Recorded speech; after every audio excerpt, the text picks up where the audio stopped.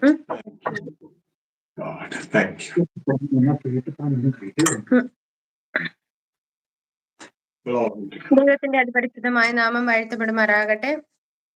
എല്ലാ പ്രിയപ്പെട്ടവർക്കും കർത്താവായ യേശു ക്രിസ്തുവിന്റെ ധന്യനാമത്തിൽ സ്നേഹവന്ദനം. ഇന്ന് നമ്മോടൊപ്പം ആയിരിക്കുന്നത് പാസ്റ്റർ ഷാജി വി ജോസഫ് പാസ്റ്ററാണ്. നമ്മുടെ കുറച്ച് നാളുകളായിട്ട് നമ്മൾ ഈ അറ്റൻഡ് ചെയ്തു വരുന്നതാണ് ഈ ക്ലാസ്. വളരെ അനുഗ്രഹമായി മുന്നോട്ട് പോകുന്നു. അതിനായിട്ട് ദൈവം നമ്മെ അനുഗ്രഹിച്ചിരിക്കുന്ന കൃപയ്ക്കായി ഞാൻ ദൈവത്തെ സ്തുതിക്കുന്നു.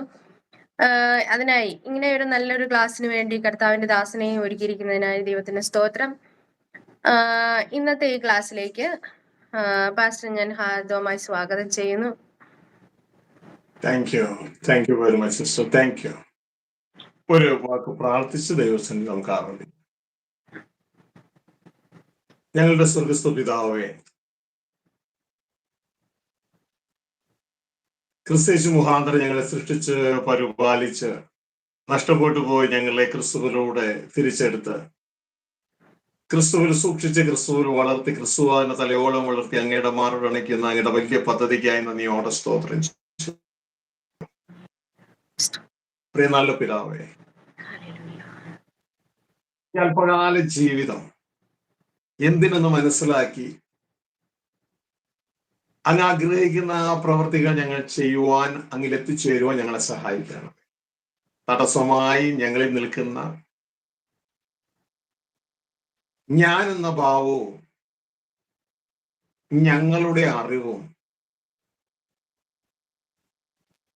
ഇതൊക്കെ മാറ്റി അങ്ങിൽ നിന്ന് ആരംഭിക്കാൻ, അങ്ങയുടെ അറിവ് ഉപയോഗിപ്പാൻ, ക്രിസ്തുവാകുന്ന തലയോളം വളരുവാൻ, അങ്ങിൽ എത്തിച്ചേരുവാൻ അങ്ങ് സഹായിക്കണമേ എന്ന് പ്രാർത്ഥിക്കുന്നു. അങ്ങയുടെ ഈ വചനം ജനത്തിലേക്ക് എത്തിക്കുന്ന ഈ ചാനലിനായി സ്തോത്രം. ചാനലിൽ പ്രവർത്തിക്കുന്ന ഈ കുടുംബത്തിനായി സ്തോത്രം. ഇതുമായി ബന്ധപ്പെട്ട എല്ലാവർക്കുമായി സ്തോത്രം. ഇത് ഗ്രഹിക്കുന്നവർക്കായി, ഇത് കേൾക്കുന്നവർക്കായി സ്തോത്രം. അവർ അങ്ങ് ആഗ്രഹിക്കുന്ന ഫലം എടുക്കുവാൻ സഹായിക്കണമെന്ന് പ്രാർത്ഥിക്കുന്നു. അവരുടെ നിത്യവും താൽക്കാലികവുമായ എല്ലാ ആവശ്യങ്ങളുടെ മേലും അങ്ങയുടെ മഞ്ഞും മഴയാക്കണമെന്ന് പ്രാർത്ഥിക്കുന്നു. ഞാൻ ക്രിസ്തുവാകുന്ന അങ്ങയുടെ ശരീരത്തിന്റെ അവയവമല്ലോ ഉപയോഗിച്ചാട്ടെ അങ്ങനെ ഇഷ്ടമുള്ള രീതിയിൽ. പരിശുദ്ധാത്മാവേ, സ്വർഗസ്ഥ പിതാവുമായി ക്രിസ്തുവിൽ ഞങ്ങളെ ഒന്നാക്കിയിരിക്കുന്നതിനായി നന്ദി. അപ്പൊ അങ്ങ് സംസാരിച്ചാട്ടെ. യേശു ക്രിസ്തുവിൻ നാമത്തിൽ പിതാവേ.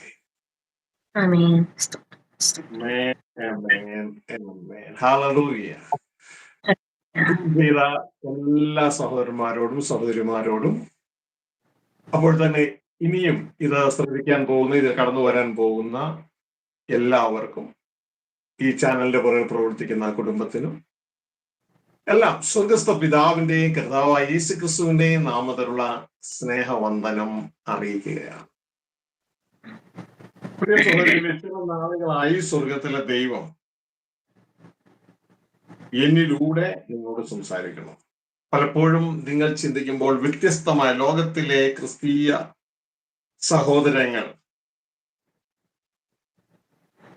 എന്റെ കൂട്ട സഹോദരങ്ങൾ പറയുന്നതിൽ വ്യത്യസ്തമായ ടൈറ്റിലുകളാണ് പലപ്പോഴും നിങ്ങൾ കാണുന്നത്, കേൾക്കുന്നത്. ഇതിനെല്ലാം ഉദ്ദേശം എന്ന് പറയുന്നത് ഓരോ വ്യക്തികളെയും ക്രിസ്തുവിൽ തികഞ്ഞവരാക്കി സ്വകീയ പിതാവിന് കൊള്ളാവുന്നവരാക്കി തീർക്കുവാൻ വേണ്ടിയാണ്. ഇന്ന് ഒരു വ്യത്യസ്ത ടൈറ്റിലാണ് നിങ്ങൾ കേട്ടിരിക്കുന്നത്. മാർക്കറ്റില്ലാത്ത പ്രൊഡക്റ്റ് ഉണ്ടാക്കുന്ന ക്രിസ്തീയ സഭകളോ എന്നാണ്. അപ്പൊ യഥാർത്ഥത്തില് ആളുകൾക്കൊരു അതിശയമാണ്,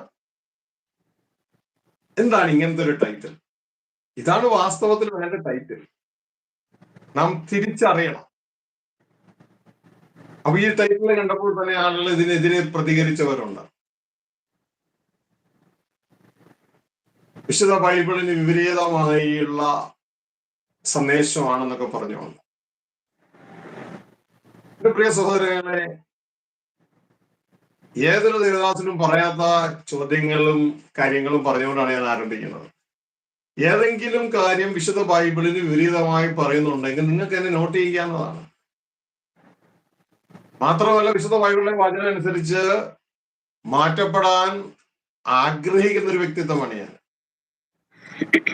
സാധാരണ ദേവദാസന് ഇങ്ങനെ പറഞ്ഞു കേൾക്കാറില്ല, ഞാൻ പറയുന്ന ഏതെങ്കിലും വാക്ക് വിശുദ്ധ ബൈബിൾ അനുസരിച്ച് അല്ലെങ്കിൽ നിങ്ങൾ എന്നെ ഇൻഫോം ചെയ്യണമെന്ന്. പക്ഷെ വ്യക്തതയോടെ നിങ്ങളോട് പറയുകയാണ്, ഇതാ വിശുദ്ധ ബൈബിളിലെ വചനപ്രകാരം അല്ലാതെ ഏതെങ്കിലും കാര്യം ഞാൻ നിങ്ങളോട് പറയുന്നുവെങ്കിൽ, ആ സന്ദേശം വിട്ടുമാറുന്നുവെങ്കിൽ നിങ്ങൾക്ക് എന്നെ ഇൻഫോം ചെയ്യാം. ഞാൻ നിങ്ങളുടെ സഹോദരനാണ്. എന്റെ ലക്ഷ്യം എന്ന് പറയുന്നത് ഞാൻ ജനിച്ച കത്തോലിക്ക ഗ്രൂപ്പിനെ ഉയർത്തി കാണിക്കുന്നതോ പിന്നീട് വന്ന സ്വതന്ത്ര സഭകളെയോ പെന്തക്കോസ്ത് സഭകളെയോ മറ്റുള്ള കാര്യങ്ങൾ ഉയർത്തി കാണിക്കുന്നൊന്നുമല്ല. കാരണം ഇങ്ങനത്തെ ഗ്രൂപ്പൊന്നും സ്വർഗത്തിലില്ല. പകരം സ്വർഗസ്ഥ പിതാവിന്റെ ഇഷ്ടം ക്രിസ്തു വ്യക്തമാക്കി കാണിച്ചു തന്നതുപോലെ ജനത്തെ കാണിച്ചു കൊടുക്കുക. ക്രിസ്തുവിന്റെ മനസ്സ് പ്രാപിച്ച് ആ ക്രിസ്തുവിന്റെ ശരീരത്തിലെ സഭയുടെ ഒരു അവയവമായി കൂട്ടു സഹോദരങ്ങളെ മതത്തിന്റെയോ സംഘടനകളുടെയോ അതിർവരമ്പുകളില്ലാതെ സത്യം സത്യമായി അറിയിക്കുക. ഇതാണ് ചെയ്യുന്നത്. ഇതിന്റെ ഉദ്ദേശം എന്ന് പറയുന്നത് ക്രിസ്തുവിന്റെ തലയോളം ഓരോ വ്യക്തികളും വളരെ സഹായിക്കുകയും താല്പര്യമുള്ളവർക്ക്, എല്ലാവർക്കും പറ്റില്ല, താല്പര്യമുള്ളവർക്ക് തുടർന്ന് അവരെ ലക്ഷ്യമായ സ്വർഗസ്ഥ പിതാവിന്റെ അടുക്കൽ എത്തിക്കുകയും ചെയ്യുന്നുള്ളതാണ്. അപ്പൊ ഈ സന്ദേശവുമായുള്ള ബന്ധത്തിൽ മാർക്കറ്റ് ഇല്ലാത്ത പ്രൊഡക്റ്റ് ഉണ്ടാക്കുന്ന ക്രിസ്തീയ സഭകളൊന്നാണ്. അപ്പൊ നിങ്ങൾ ചിന്തിക്കുക, ഇതെന്താ ഇങ്ങനെയൊക്കെ പറയുന്നത്? ഞങ്ങളെയൊക്കെ ദേവദാസന്മാര് പറയുന്നു ഹല്ലേലൂയ പറയൂ, സ്തോത്രം പറയൂ, ഒന്നുകൂടി സ്തുതിക്കൂ, അങ്ങനെയൊക്കെ ആണല്ലോ. അതൊക്കെ നല്ല കാര്യമാണ്, പാട്ട് പാടുന്നത്, ഹല്ലേലൂയ പറയുന്നതൊക്കെ.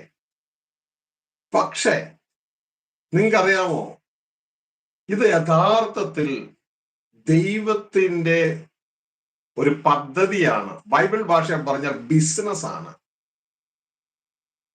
ഇവിടെ നടക്കുന്നത്. നിങ്ങൾക്കറിയാം, പല ടൈപ്പ് ബിസിനസ് ഉണ്ട്. ട്രേഡിംഗ് ഉണ്ട്, അപ്പൊ തന്നെ പ്രൊഡക്ഷൻ ഉണ്ട്,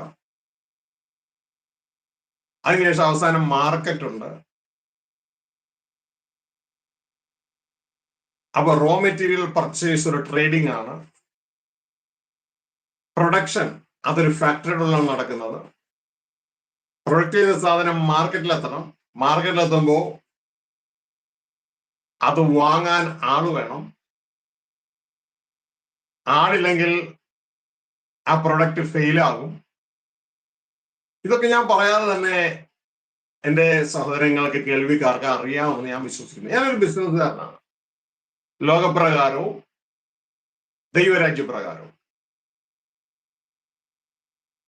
അപ്പൊ ഞാനിത് പറയുമ്പോൾ അത് കേൾക്കുന്ന വ്യക്തികൾക്ക് ദൈവരാജ്യപ്രകാരം ബിസിനസ്സുകാരനാണ് എന്ന് ഞങ്ങൾക്ക് നേരത്തെ മനസ്സിലായിട്ടുണ്ട്, എന്റെ പരിപാടി ഇന്നതൊക്കെയാണ് ഞങ്ങൾക്ക് നേരത്തെ അറിയാവുന്ന കമന്റ് എഴുതുന്നവർക്കൊക്കെ എഴുതാം, നോ പ്രോബ്ലം. എനിക്കത് കൂടുതൽ തേജസ്സിൽ നിന്നും തേജസ്സിലേക്കും പ്രതിഫലത്തിനും കാരണമാകുകയുള്ളൂ. കാരണം ഈ ബിസിനസ് ദൈവരാജ്യപ്രകാരമുള്ളത് എന്നെ പഠിപ്പിച്ചത് എന്റെ കർത്താവായ യേശുവാണ്.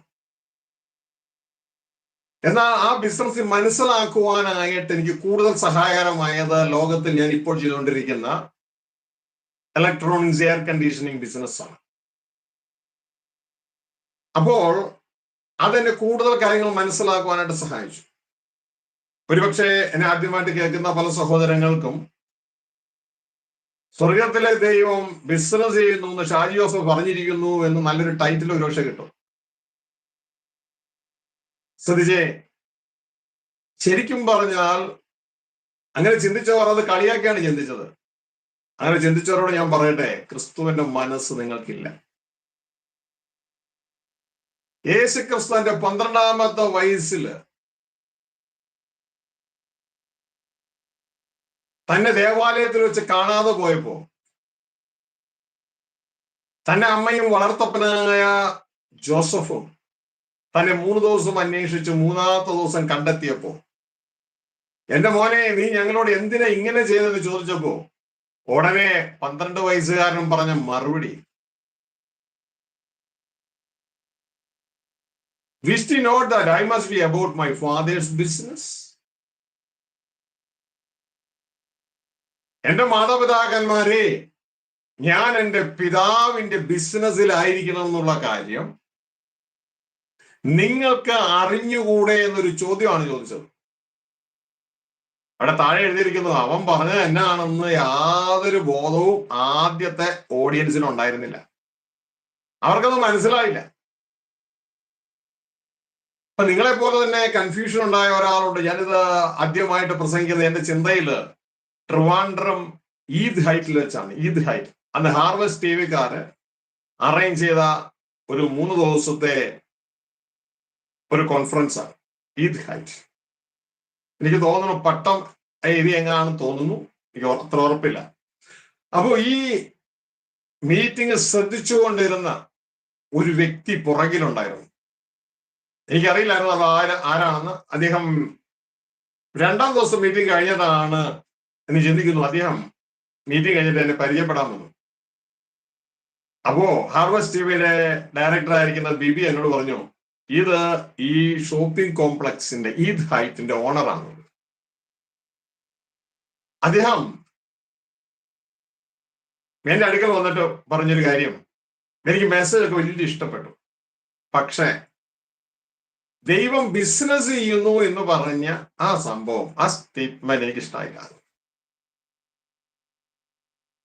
എന്നിട്ട് അദ്ദേഹത്തിന്റെ വീട്ടിലേക്ക് എന്നെ കൊണ്ടുപോയി. അല്ലെ ധനാഢ്യനായ മനുഷ്യനാണ്, ചിന്തിക്കുന്ന മെഴ്സിഡസ് ബെൻസോ BMW അതൊരു വണ്ടിയായിരുന്നു. വീട്ടിൽ കൊണ്ടുപോയി പ്രാർത്ഥിക്കാനായിട്ട്. ആ വണ്ടിയിൽ വെച്ചാണ് അദ്ദേഹം ഇങ്ങനെ പറഞ്ഞത് ഈ സംഭവം. മെസ്സേജൊക്കെ വളരെ നല്ലതാണ്. പക്ഷേ എനിക്ക് ആ ദൈവം ബിസിനസ് ചെയ്യുന്നുള്ള ആ കൺസെപ്റ്റ് അങ്ങ് ദഹിക്കണില്ല. അപ്പൊ ഞാൻ പറയുന്ന ആവശ്യമില്ല, കയ്യിൽ ബൈബിൾ ഉണ്ടോ എന്ന് ചോദിച്ചു. അപ്പൊ പറഞ്ഞു ബൈബിൾ ഉണ്ടെന്ന് പറഞ്ഞു. ഞാൻ പറഞ്ഞു KJV ഉണ്ടോ, നമ്മുടെ മലയാളം അല്ല പോരാ, KJV വെർഷൻ ഉണ്ടോ എന്ന് ചോദിച്ചു. അത് ഞാൻ പറഞ്ഞു വീട്ടിലുണ്ടെന്ന് പറഞ്ഞു. വീട്ടിൽ ചെന്ന ഉടനെ തന്നെ ഒരു ഫ്ലാറ്റിലേക്ക് കയറിയത് അദ്ദേഹത്തിന്റെ താമസിക്കുന്ന, അദ്ദേഹം നേരെ പാഞ്ഞത് തന്റെ റാക്കിലേക്കാണ്, ബുക്ക് ഇരിക്കുന്ന റാക്കിലേക്ക്. ആദ്യം തന്നെ ചെന്നിട്ട് അദ്ദേഹം KJV ബൈബിൾ എടുത്തോണ്ട് പോകും. കാരണം അദ്ദേഹത്തിന്റെ ഹൃദയത്തിൽ ഈ സംശയം ഒന്ന് ക്ലിയർ ചെയ്യണമല്ലോ. KJV ബൈബിൾ എടുത്തോണ്ട് പോകും. എന്നിട്ട് പറഞ്ഞു, പാസ്റ്റർ എവിടെയാ വായിക്കേണ്ടതെന്ന് ചോദിച്ചു. ഞാൻ പറഞ്ഞു ലൂക്കോസ് സുവിശേഷം 2-ാം അധ്യായം എടുക്കാൻ പറഞ്ഞു. ലൂക്കോസ് സുവിശേഷം 2-ാം അധ്യായത്തില് അതിന്റെ 48-49 വാക്യങ്ങൾ വായിക്കുമ്പോൾ അങ്ങേക്ക് ഈ കാര്യങ്ങള് മനസ്സിലാകും എന്ന് പറഞ്ഞു. അപ്പൊ ഉടനെ തന്നെ അദ്ദേഹം വായിച്ചു കഴിഞ്ഞപ്പോഴാണ് അദ്ദേഹത്തിന്റെ മുഖം ഒന്ന് ശാന്തമായത്. കാരണം നമ്മളൊന്നും ചിന്തിക്കാത്ത ഒരു കൺസെപ്റ്റാണ് ദൈവത്തിന് നമ്മളെ കുറിച്ചുള്ളത്. ഞാൻ എന്റെ മലയാളം വായിക്കാം, സഹോദരന്റെ മലയാളം വായിക്കാം, ഞാൻ ഇംഗ്ലീഷ് വായിക്കാം. ലൂക്കോസ് സുവിശേഷം 2-ാം അധ്യായം 48-49. ഓ ഫാദർ വി താങ്ക് യു.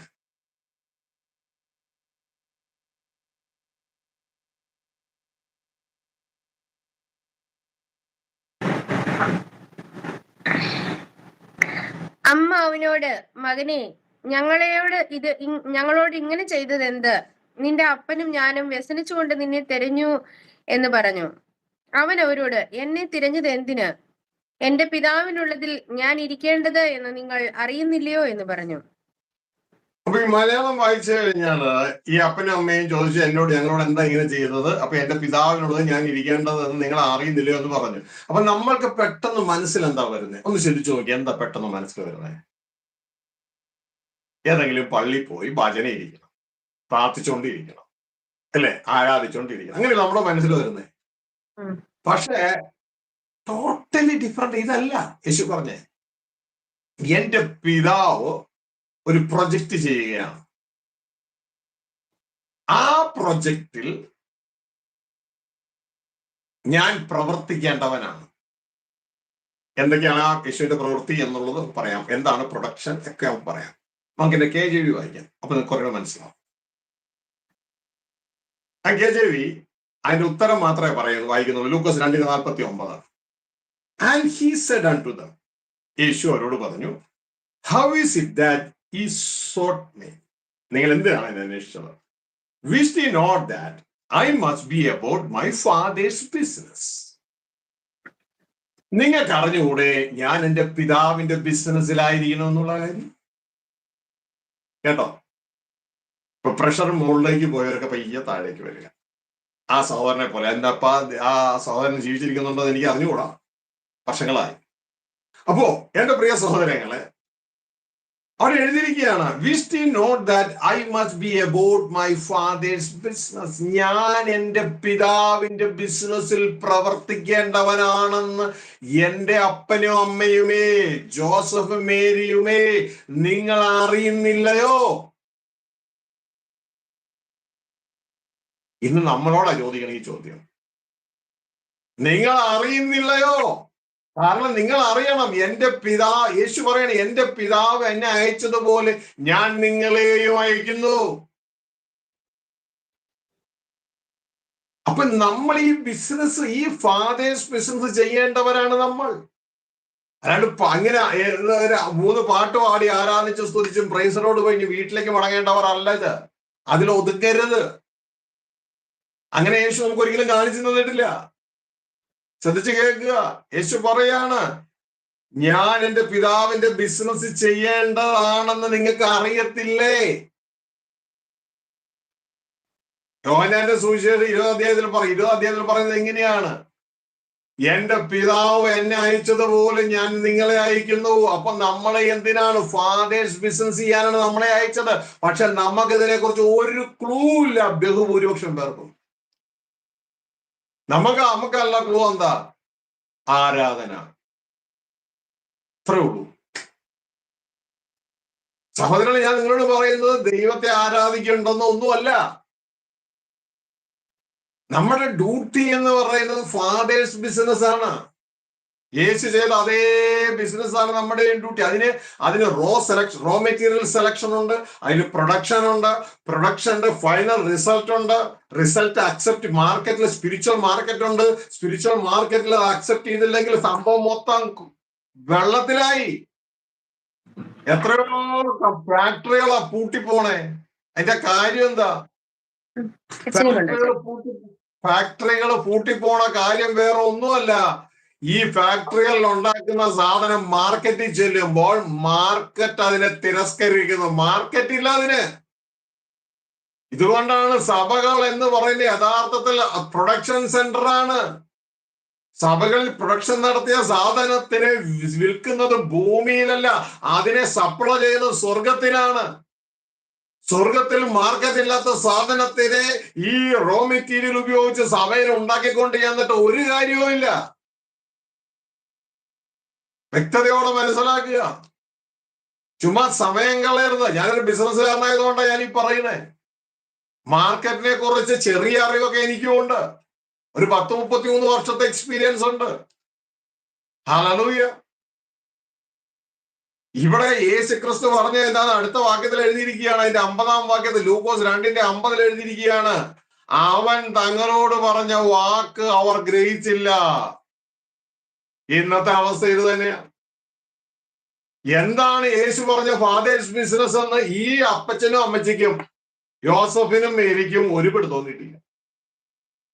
ഞാൻ പറയുന്നില്ല, വിശുദ്ധ ബൈബിൾ പറയുന്നത്. അപ്പൊ ആദ്യത്തെ കേൾവിക്കാർക്ക് തന്നെ ഇതിനെക്കുറിച്ച് ഒരു പിടുത്തവും ഇല്ല. ഇന്ന് നമ്മളിൽ ബഹുഭൂരിപക്ഷം പേർക്ക് ഇതിനെക്കുറിച്ച് ഒരു പിടുത്തവും ഇല്ല. പിന്നെ നമ്മളിൽ നല്ലൊരു പങ്ക് അറിയാമെന്ന് ഭാവിച്ച് നടക്കുന്നവരാ. അത് അപകടം. അറിവില്ലെങ്കിൽ അറിവില്ല എന്ന് ദൈവസന്നിധിയിൽ സമ്മതിച്ചാൽ ദൈവം നമുക്ക് പറഞ്ഞു തരും. അതുകൊണ്ട് എന്റെ മക്കളെ, ഫാദേഴ്സ് ബിസിനസ് ഇതാണ് യേശു ക്രിസ്തു ചെയ്തത്, പിതാവിന്റെ പ്രൊജക്ട്. അല്ലാണ്ട് യേശുവിനെ വെച്ച് യേശുവിനെ സ്തുതിച്ചുകൊണ്ടിരിക്കാനല്ല വിശുദ്ധ ബൈബിൾ കാണിച്ചു തന്നത്. സ്വർഗസ്ഥ പിതാവ് അത് പറഞ്ഞില്ല. യേശുവിന്റെ ജീവിതകാലത്ത് യേശു അത് നമ്മളോട് ആവശ്യപ്പെട്ടില്ല. ഒരു ശിഷ്യന്മാരും അത് ചെയ്ത് കാണിച്ചു തന്നില്ല. മറിയ അങ്ങനെ ചെയ്യാൻ നമ്മളോട് ആവശ്യപ്പെട്ടില്ല. ആദ്യമ ക്രിസ്ത്യാനികൾ അങ്ങനെ ചെയ്തിട്ടില്ല. ബൈബിൾ നമ്മളോട് അങ്ങനെ ചെയ്യാൻ ആവശ്യപ്പെട്ടിട്ടില്ല. പിന്നെ ഇത് എവിടെ നിന്ന് കയറി വന്നു? ഫാദേഴ്സ് ബിസിനസിനെ മാറ്റി വെച്ചിട്ട് യേശുവിനെ ചുറ്റും സ്തുതിക്കുന്ന പരിപാടിയാക്കി നമ്മൾ അവസാനിച്ചു. എന്റെ മക്കളെ, അങ്ങനെയൊന്നും അല്ല വിശുദ്ധ ബൈബിൾ പറയുന്നേ. ബൈബിളിലെ വാക്കുകൾ തിരിച്ചറിഞ്ഞ് അതിന്റെ പുറകെ പോകാൻ ശ്രമിക്കുക. യേശു ക്രിസ്തുവിന് ബഹുമാനം കൊടുക്കുന്നതിൽ ഒരു തെറ്റുമില്ല. സ്വർഗസ്ഥ പിതാവിന് ബഹുമാനിക്കുന്നവർ ക്രിസ്തുവിനെ ബഹുമാനിക്കാം. പക്ഷെ അവസാനം നമ്മൾ റിജക്ട് ചെയ്യപ്പെട്ടിട്ട് എന്താ കാര്യമുള്ളേ? വ്യക്തമായിട്ട് മനസ്സിലാക്കണം. ഇത് യഥാർത്ഥത്തിൽ ഈ ഫാദേഴ്സ് ബിസിനസ് എന്ന് പറയുന്നത് പിതാവിന്റെ ഒരു പ്രൊജക്ട് ഈ ലോകത്തിൽ നടക്കുകയാണ്, ഭൂമിയിൽ നടക്കുകയാണ്, സഭയിൽ നടക്കുകയാണ്. അതിന്റെ എൻഡ് പ്രൊഡക്റ്റ് കച്ചവടം ചെയ്യുന്നത് ഭൂമിയിലല്ല, ലോകത്തിലല്ല, സഭയിലല്ല. ആ സംഭവം എടുക്കുന്നത് സ്വർഗത്തിലെ ദൈവമായി എടുക്കുന്നേ. ദൈവസന്നിധിയിൽ ഇതിന് വാല്യൂ ഇല്ല എങ്കിൽ സംഭവം കൂട്ടിയില്ലേ? ഹല്ലേലൂയ. നിങ്ങൾ ചിന്തിച്ചേ, നിങ്ങളിപ്പോ അംബാസിഡർ കാർ ഉണ്ടാക്കിക്കൊണ്ട് ചെല്ലുകയാണ് ഒരിടത്ത്, അംബാസിഡർ കാറ്. നിങ്ങള് പണം മുടക്കി ഇതാ ഫാക്ടറി ഒക്കെ ഒന്ന് റീസെറ്റ് ചെയ്ത് അംബാസിഡർ കാർ ഉണ്ടാക്കിക്കൊണ്ട് ഇന്നത്തെ ഈ മാർക്കറ്റിലേക്ക് ചെന്നാൽ കച്ചവടം വല്ലതും നടക്കും മക്കളെ? അതിന് മാർക്കറ്റ് ഉണ്ടോ? വർഷങ്ങൾ ഇന്ത്യൻ റോഡുകളെ അടക്കി വാണ കാറാണ് അംബാസിഡർ കാർ. പക്ഷെ ഇന്ന് അതിന് മാർക്കറ്റും ഇല്ല. പുതിയ കാറുകൾ വന്നു, ഇതാ മാരുതി വന്നതോടുകൂടി അതിന്റെ കച്ചവടം കുറയാൻ തുടങ്ങി. പിന്നെ ഇതാ വിദേശ കാറുകൾ ഇങ്ങ് ഇടിച്ചു കയറാൻ തുടങ്ങിയപ്പോൾ ഇതിന് അംബാസിഡറിനെ കാണാനേ ഇല്ല. ഇപ്പൊ അവിടെ ഇവിടെയൊക്കെ എന്തെങ്കിലും റെയിൽവേ സ്റ്റേഷനിലോ വാദിക്കലോ ഒന്നോ രണ്ടോ കാറ് കിടക്കുന്നെങ്കിലോ ഉള്ളൂ. അതും കുറച്ചു നാൾ കഴിയുമ്പോ അത് തീർന്നു. കാരണം ഇറ്റ്സ് എൻ ഒബ്സലീറ്റ് മോഡൽ. കാരണം മാർക്കറ്റ് ഇല്ല, ജനങ്ങൾ അതിനെ വാങ്ങുന്നില്ല. എന്താ ഈ മാർക്കറ്റ് എന്ന് പറഞ്ഞാൽ? കൊടുക്കുന്നവരും വാങ്ങുന്നവരും ഒരുമിച്ച് കൂടുന്ന ഒരു സ്ഥലമാണ് മാർക്കറ്റ്. എന്റെ കയ്യിൽ സാധനം കൊടുക്കാനുണ്ട്, വേറൊരാൾക്ക് ആ സാധനം വേണം. അപ്പൊ രണ്ടുപേരും കൂടെ ഒരുമിച്ച് കൂടുന്ന സ്ഥലം. ഹല്ലേലൂയ. നിങ്ങള് പണ്ടൊക്കെ ഞാൻ കണ്ടിട്ടുണ്ട്, എന്റെ ചെറുനാളിൽ എന്റെ അപ്പനും അമ്മയും ഇതാ എനിക്ക് തോന്നുന്നു 4 വയസ്സ് 5 വയസ്സൊക്കെ ഉള്ളപ്പോ എന്നെ ഇങ്ങനെ നടത്തിക്കൊണ്ട് പോകും ബസ് കയറാൻ വേണ്ടി. അപ്പൊ ഞാൻ കണ്ടിട്ടുണ്ട് എന്റെ റൈറ്റ് സൈഡില്, എനിക്ക് തോന്നുന്നു ചോറ്റാനിക്കര ഭാഗത്ത്, അവിടെ എറണാകുളം ഡിസ്ട്രിക്റ്റില് റൈറ്റ് സൈഡില്, കൂരിക്കാട് ദേശമെന്ന് തോന്നുന്നു, റൈറ്റ് സൈഡില് കാളച്ചന്ത, ഒരു ബഹളമൊക്കെ ആക്കാം. അപ്പൊ ഞാൻ ഇങ്ങനെ വെയിലിടെ കൂടെ നോക്കി എന്താ നടക്കണേന്ന്. അപ്പൊ കുറെ ആളുകൾ നിൽക്കുന്നുണ്ട്, കാളകളെ പലതും അവിടെ കാണാം. അപ്പൊ അത് കാളയുടെ മാർക്കറ്റാണ്. പലരും അവരുടെ കാളയെയും കാളക്കുട്ടിയെയും പശുവിനെയും ഒക്കെ അവിടെ കൊണ്ടുവരും. എന്തിനാ? കച്ചവടം. അവർ വിൽക്കാൻ കൊണ്ടുവരികയാണ്, അവർ കൊടുക്കുന്നവരാണ്. എന്നാൽ അവിടെയും കുറെ പേര് വരും, മേടിക്കാൻ വേണ്ടി കുറെ പേര് വരും. അപ്പൊ ഈ കൊടുക്കാൻ വന്നവരും മേടിക്കാൻ വന്നവരും ചേർന്നുള്ള സംഭവമാണ് മാർക്കറ്റ് എന്ന് പറയുന്നത്. ഇനി അവസാനമാകുമ്പോ എല്ലാം ചന്തയുടെ സമയം കഴിയുമ്പോ കുറെ പേര് കൊണ്ടുവന്നതിനെ തിരിച്ചു കൊണ്ടുപോകും.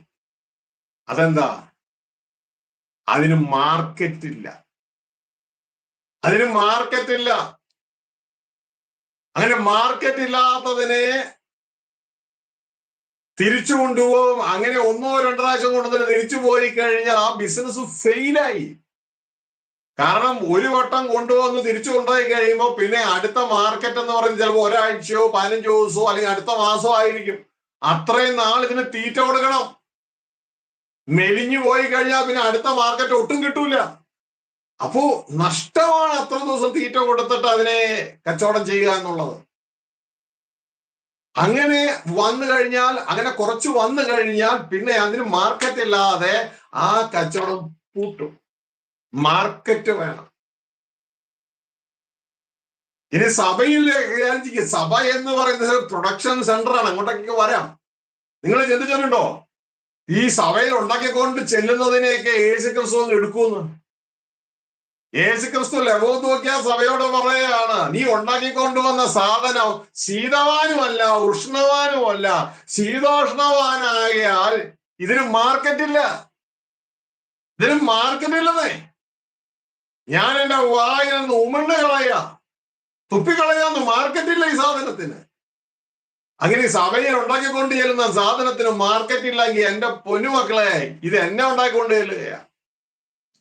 ഇന്ന് കാണുന്നിടത്തൊക്കെ സഭയാ. കാണുന്നിടത്തൊക്കെ ഒരിക്കലും പറഞ്ഞ പാസ്റ്റർമാരെ മുട്ടിട്ട് ഇപ്പൊ വഴി കൂടെ നടക്കാൻ വയ്യ. അപ്പൊ എന്റെ സഹോദരങ്ങളെ, വാളെടുത്തവനൊക്കെ വെളിച്ചപ്പാടെന്ന് പറയുന്നത് പോലെയാ. കാണുന്നവനൊക്കെ പാസ്റ്റർ. എല്ലാവർക്കും ഉണ്ട് ഒരു കൂട്ടം ജനം. എന്റെ പ്രിയ സഹോദരങ്ങളെ, ഇതൊക്കെ അപകടം പിടിച്ച വേലയാണ്, വളരെ സൂക്ഷിച്ച് ചെയ്യേണ്ടതാണ്. ഈ തെരഞ്ഞെടുപ്പൊന്നും നമുക്ക് സ്വന്തമായിട്ട് കയറി ചെയ്യാനോ വൈദ്യുതിപ്പഴപ്പിന് വേണ്ടി ചെയ്യാനുള്ള പരിപാടിയല്ല ഇത്. ഇത് ക്രിസ്തുവിന്റെ മനസ്സിനൊത്തവണ്ണം വേണം ഇത് ചെയ്യാനായിട്ട്. അല്ലെങ്കിൽ അടി കിട്ടും, അടി പാർസലാ. ദൈവത്തിന്റെ വചനം 1 തിമോത്തി 3:1 ഇങ്ങനെ പറയുന്നത് ഞാൻ ചിന്തിക്കുന്നു. അവിടെ എഴുതിയിരിക്കുകയാണ്, ഒരുവൻ അധ്യക്ഷ സ്ഥാനം ആഗ്രഹിക്കുന്നുവെങ്കിൽ നല്ല വേല ആഗ്രഹിക്കുന്നു. നല്ല വേലയാ. ഇതിനേക്കാൾ ബെസ്റ്റ് വേല വേറെ ഒന്നുമില്ല. ദൈവവേല നല്ലതാ. കാരണം മറ്റേ ചെയ്യുന്ന എല്ലാ ഈ ലോകത്തിലെ വേലകളെ കൊള്ളൂല്ല എന്നല്ല, അതിനൊന്നും പ്രോഫിറ്റ് ഇല്ല. ഏതെങ്കിലും ബിസിനസ്സുകാരൻ പ്രോഫിറ്റ് ഇല്ലാത്ത പരിപാടിക്ക് പോവോ? അതല്ല എന്തുണ്ടാക്കിയെന്ന് പറഞ്ഞാൽ ഇവിടെ മരണത്തോടുകൂടി തീർന്നു. അതെല്ലാം ബയോസുമായിട്ട് ബന്ധപ്പെട്ടതാ, ബയോളജിക്കൽ ലൈഫുമായിട്ട് ബന്ധപ്പെട്ടതാ. അതെല്ലാം ഇവിടെ തീരും. അതിനെല്ലാം സപ്പോർട്ട് ചെയ്യുന്ന ബ്ലഡാണ്, എയിമ ലൈഫാണ്. അതിവിടെ നിൽക്കത്തില്ല, അത് തീരും. എന്നാൽ മനസ്സിലാക്കേണ്ടത്, ഒരു യഥാർത്ഥ ദൈവദാസ ആ വ്യക്തി വർക്ക് ചെയ്യുന്നത് സ്വയ ലൈഫിലാണ്, ദൈവത്തിന്റെ ജീവനിലാണ്. അവൻ ഒരു സപ്ലയർ ആണ്, സോയയുടെ സപ്ലയർ. ഇത് വ്യക്തതയോടെ തിരിച്ചറിഞ്ഞ് പ്രവർത്തിച്ചാൽ നല്ലത്. ദൈവത്തിന്റെ ജീവൻ സപ്ലൈ ചെയ്യുകയാണ്. അപ്പൊ എന്റെ പ്രിയ സഹോദരങ്ങളെ, എന്നാൽ ഇവിടെ ദൈവത്തിന്റെ വചനം പറയുകയാണ്, നിങ്ങളിൽ അനേകർ ഉപദേഷ്ടാക്കന്മാർ ആകരുത്. ഒരു ഭാഗത്ത് ഇത് നല്ല വേലയായിരിക്കുമ്പോൾ തന്നെ യാക്കോബ് 3:1 സഹോദരൻ എടുത്തെങ്കിൽ വായിച്ചോട്ടോ. യാക്കോബ് 3:1 ദൈവത്തിന്റെ വചനം നമ്മളോട് പറയുന്ന ഒരു കാര്യം എന്ന് പറയുന്നത്, നിങ്ങൾ അനേകർ ഉപദേഷ്ടാക്കന്മാരാകാൻ പോകരുത്. കാരണം എന്ന് പറയുന്നത് ശിക്ഷയുടെ കാഠിന്യത കൂടും. യേശുക്രിസ്തുവിന്റെ മനസ്സിനൊത്തവണ്ണം അല്ല നമ്മൾ കാര്യങ്ങൾ പറയുന്നതെങ്കിൽ നമ്മൾ ഉണ്ടാക്കുന്ന പ്രൊഡക്റ്റ് ചീത്തയായിരിക്കും. അത് സ്വർഗത്തിലെ ദൈവം എടുക്കത്തില്ല എങ്കിൽ യേശു തുപ്പിക്കളയുകയും ചെയ്യും, ആടി നമുക്ക് കിട്ടുകയും ചെയ്യും. വായിച്ചേ. സഹോദരന്മാർക്ക് അധികം ശിക്ഷാവിധി വരും എന്നറിഞ്ഞ് നിങ്ങളിൽ അനേകർ ഉപദേഷ്ടാക്കന്മാരാകരുത്. കേട്ടോ, ആകണ്ടെന്ന്. അധിക ശിക്ഷാവിധി വരുമെന്ന്. ഞാനും നിങ്ങളും പറയുന്ന ഓരോ വാക്കിനും ന്യായവിധി ദിവസത്തിൽ കണക്ക് കൊടുക്കേണ്ടി വരും. അധിക ശിക്ഷാവിധി വരും എന്നറിഞ്ഞ് അനേകർ ഉപദേഷ്ടാക്കന്മാരാകരുത്. അപ്പൊ വളരെ ശ്രദ്ധിച്ചു വേണം ഈ കാര്യം കൈകാര്യം ചെയ്യാൻ. ഭൂമിയിൽ ഏതാനും ദിവസങ്ങൾ മാത്രമേ എനിക്കും നിങ്ങൾക്ക് ഇവിടെ തന്നിട്ടുള്ളൂ. കുറച്ച് സമയം മാത്രം ഇവിടെ ജീവിക്കാൻ പറ്റൂ. ഈ ഭൂമി എന്ന് പറയുന്നത് അനേക ബില്യൺ മനുഷ്യർ ഇറങ്ങി കളിച്ചിട്ട് പോയ കളിക്കളമാണ് ഭൂമി. ആരാ ഇവരെയൊക്കെ ഇറക്കിവിട്ടെ? അത്യുന്നതനായ ദൈവം. ദൈവത്തിന്റെ ആ പ്രൊജക്റ്റിലേക്ക് അവരെ ഇറക്കി വിട്ടു. അവര് ദൈവത്തെ തപ്പി നോക്കി. അവർ ദൈവത്തെ അറിയുകയും ദൈവത്തിന്റെ പ്രൊജക്ട് അറിയുകയും അതനുസരിച്ച് പ്രവർത്തിക്കുകയും ചെയ്യുമോ എന്ന ദൈവം നോക്കിയത്. ആരെ പോലെ? തന്റെ പുത്രനെ പോലെ. പക്ഷേ അനേകർ പരാജയപ്പെട്ടു, ചുരുക്കം ചിലർ ജയിച്ചു. അതുകൊണ്ട് എന്റെ പ്രിയ സഹോദരങ്ങളെ, വളരെ ശ്രദ്ധയോടെ ഈ കാര്യം മനസ്സിലാക്കി പ്രവർത്തിക്കുക. എന്നെ ദൈവം നിയോഗിച്ചത് എസ്പെഷ്യലി ദൈവദാസന്മാർക്ക് ട്രെയിനിങ് കൊടുക്കാനാണ്. പക്ഷെ ദൈവദാസന്മാരെ പലപ്പോഴും കിട്ടാനില്ല. കഴിഞ്ഞ ദിവസം ഒരു ദൈവദാസൻ ഫാമിലി ആയിട്ട് വന്നോ, വീട്ടിലിരുന്നു, സംസാരിച്ചു. ഉടനെ അദ്ദേഹം പറഞ്ഞു, ദൈവദാസനെ, ദൈവം എന്നോട് പറയുന്നു, ഞങ്ങളെ പോലെയുള്ളവരെ ട്രെയിൻ ചെയ്യാനാണ് അങ്ങയുടെ അനോയിന്റിങ്. അപ്പൊ എന്റെ ഭാര്യ സൈഡിൽ നിന്ന് കേൾക്കുന്നുണ്ട്, അദ്ദേഹത്തിന്റെ ഭാര്യയുണ്ട്. എനിക്കറിയാം ദൈവം എന്നെ വിളിച്ചത് ദൈവദാസന്മാർ ക്ലാസ് എടുക്കാനാണ്, ദൈവദാസന്മാർ ഒരുക്കിയെടുക്കാനാണ്. അവര് പോയി ജനത്തെ ഒരുക്കിക്കോളും. എന്റെ പ്രിയ സഹോദരങ്ങളെ, വളരെ വ്യക്തതയോടെ തിരിച്ചറിയുക ഈ സംഭവം. നമ്മൾ അനേകർ ഉപദേശകന്മാരാകരുത്. ഇത് നമ്മളുടെ സെലക്ഷൻ അല്ല, ഇത് യേശു കർത്താവ് നമ്മളെ സെലക്ട് ചെയ്യുന്നതാണ്. നമുക്ക് സ്വയം കയറി പാസ്റ്ററാകാനും സ്വയം കയറി അപ്പസ്തോലനാകാനും സോ ടൈറ്റിലൊക്കെ എഴുതി വിടുന്ന അപ്പസ്തോലൻ സോ ആരാ നമുക്ക് റൈറ്റ് തന്നെ? ഇത് യേശു കർത്താവിന്റെ തെരഞ്ഞെടുപ്പ്. എഫെസ്യർ ലേഖനം 4-ാം അധ്യായത്തിലേക്ക് വന്ന സിസ്റ്ററെ, ആദ്യം തന്നെ ഈ വാളെടുത്താനൊക്കെ വെളിച്ചപ്പാടെന്ന് പറയുന്ന തലത്തിലുള്ള ആ ഒരു സംഭവം നമ്മൾ അവസാനിക്കണം. എന്നാൽ ഇവിടെ ചോദിക്കാനും പറയാനും ആരുമില്ല. പോലീസ് ഡിപ്പാർട്ട്മെന്റ് ആണെങ്കിൽ ഒന്നിന്റെ കീഴിൽ ഒന്ന് ഒരാൾ തെറ്റിയതാ മുകളിലുള്ള ആൾ ചോദിക്കും. ഇവിടെ ആര് മുകളിൽ? എല്ലാവരും അങ്ങ് തലവന്മാരാണ്. എന്റെ പ്രിയ സഹോദരങ്ങളെ, എന്നാൽ നമുക്ക് ഭൂമിയിൽ അച്ചടക്കമില്ലായിരിക്കാം. വ്യക്തമായി വിശുദ്ധ ബൈബിൾ പറയുന്നു, ഇതാ നമ്മുടെ തല ക്രിസ്തു, ക്രിസ്തുവിന്റെ തല ദൈവം. അപ്പൊ എല്ലാവരും ക്രമീകരണമാണ്. സഭയിൽ ഒന്നാമത് അപ്പോസ്തലന്മാർ, രണ്ടാമത് പ്രവാചകന്മാർ, പിന്നെ താഴേക്ക് എല്ലാം ദൈവം ക്രമം വെച്ചിട്ടുണ്ട്. എങ്കിലും നമ്മൾ ആ ക്രമമൊക്കെ തെറ്റിച്ച് സ്വയം ഭരണത്തിൽ ഓടുകയാണ്. ശ്രദ്ധിക്കുക, തലയെ മുറുകെ പിടിക്കാതിരുന്നാൽ ശിക്ഷയുണ്ട്. തലയെ മുറുകെ പിടിക്കാതിരിക്കുന്നവന്റെ വാക്ക് കേട്ടാൽ വിരുത് സമ്മാനം നഷ്ടപ്പെടുകയും ചെയ്യും എന്ന വിശുദ്ധ ബൈബിളിലെ ലിഖിതങ്ങൾ നിങ്ങളെ അറിയുകയാണ്. വായിച്ചാട്ടെ, എഫേസ്യ ലേഖനം 4-ാം അധ്യായം അതിന്റെ 11-ാം വാക്യം. അവൻ ചിലരെ അപ്പോസ്തലന്മാരായും ചിലരെ പ്രവാചകന്മാരായും ചിലരെ സുവിശേഷകന്മാരായും ചിലരെ ഇടയന്മാരായും ചില ഉപദേഷ്ടാക്കന്മാരായും നിയമിച്ചിരിക്കുന്നു. ഇത് ക്രിസ്തുവിന്റെ നിയമനമാണ്, സ്വയം ഏറ്റെടുക്കേണ്ടതല്ല. ക്രിസ്തു ചിലരെ അപ്പോസ്തലന്മാരായി, ചിലരെ പ്രവാചകന്മാരായി, ചിലരെ സുവിശേഷകന്മാരായി, ചിലരെ ഇടയന്മാരെ, ഉപദേഷ്ടാക്കന്മാരായി നിയമിച്ചിരിക്കുന്ന അപ്പോയിന്റ്മെന്റ് ഓർഡർ കൊടുത്തിരിക്കുകയാണ്. അങ്ങനെ ക്രിസ്തു നിയമിച്ചവർക്ക് ക്രിസ്തു തന്റെ ചിന്ത കൊടുക്കും, ക്രിസ്തുവിന്റെ മനസ്സവർക്കുണ്ടാകും. അല്ലാത്തവർ ദയവ് ചെയ്ത് നിങ്ങളുടെ രക്ഷയ്ക്ക് മാത്രമല്ല അനേകരുടെ രക്ഷയ്ക്ക് വേണ്ടി ഈ പദ്ധതിയിൽ നിന്ന് ഒഴിയണമെന്ന് ഓർപ്പിക്കുകയാണ്. ഹല്ലേലൂയ. ദൈവം അയച്ചവൻ ദൈവത്തിന്റെ വചനം സംസാരിക്കുന്നു. ദൈവാത്മാവിനെ അളവുകൂടാതെയല്ലോ ദൈവം കൊടുക്കുന്നത്. എന്റെ പ്രിയ സഹോദരങ്ങളെ, ഇത് തിരിച്ചറിയുക. ഹല്ലേലൂയ. ദൈവം അയച്ചവൻ സംസാരിക്കുമ്പോൾ അറിയാം ആരാണ് പുറകിലെന്ന്. ആ വ്യക്തിയല്ല സംസാരിക്കുന്നത്, സ്വർഗസ്ഥ പിതാവ് ക്രിസ്തുവിലുള്ള ആ വ്യക്തിയിലൂടെ, ക്രിസ്തുവിന്റെ അവയവമായി ഈ ലോകത്തിലേക്ക് സംസാരിക്കുമ്പോൾ ആ വ്യക്തിയിലൂടെ ദൈവമാണ് വെളിപ്പെടുന്നത്. ദൈവത്തിന്റെ ചിന്തകളാണ് വെളിപ്പെടുന്നത്. ദൈവത്തിന്റെ ആത്മാവാണ്, സ്വയ ലൈഫാണ് അതിലൂടെ റിലീസ് ചെയ്യപ്പെടുന്നത്. ഇത് വ്യക്തതയോടെ തിരിച്ചറിയുക. ആ സ്വയ ലൈഫ് മനുഷ്യന്റെ സൂക്കയ്ക്ക് ജീവൻ കൊടുക്കുവാനായിട്ടിടയാകും. വ്യക്തതയോടെ തിരിച്ചറിഞ്ഞ് പ്രവർത്തിക്കാൻ ഓരോരുത്തരും ഓർപ്പിക്കുകയാണ്. പ്രിയമോനെ, പ്രിയമോളെ, നീ ഇത് തള്ളിയില്ലോ അല്പസമയത്തിനുള്ളിൽ ഈ ശ്വാസം തീരും. ഈ ശ്വാസം തീരുമ്പോൾ ഈ വചനത്തിന്റെ പേരാണ് നിത്യജീവന്റെ മൊഴികൾ.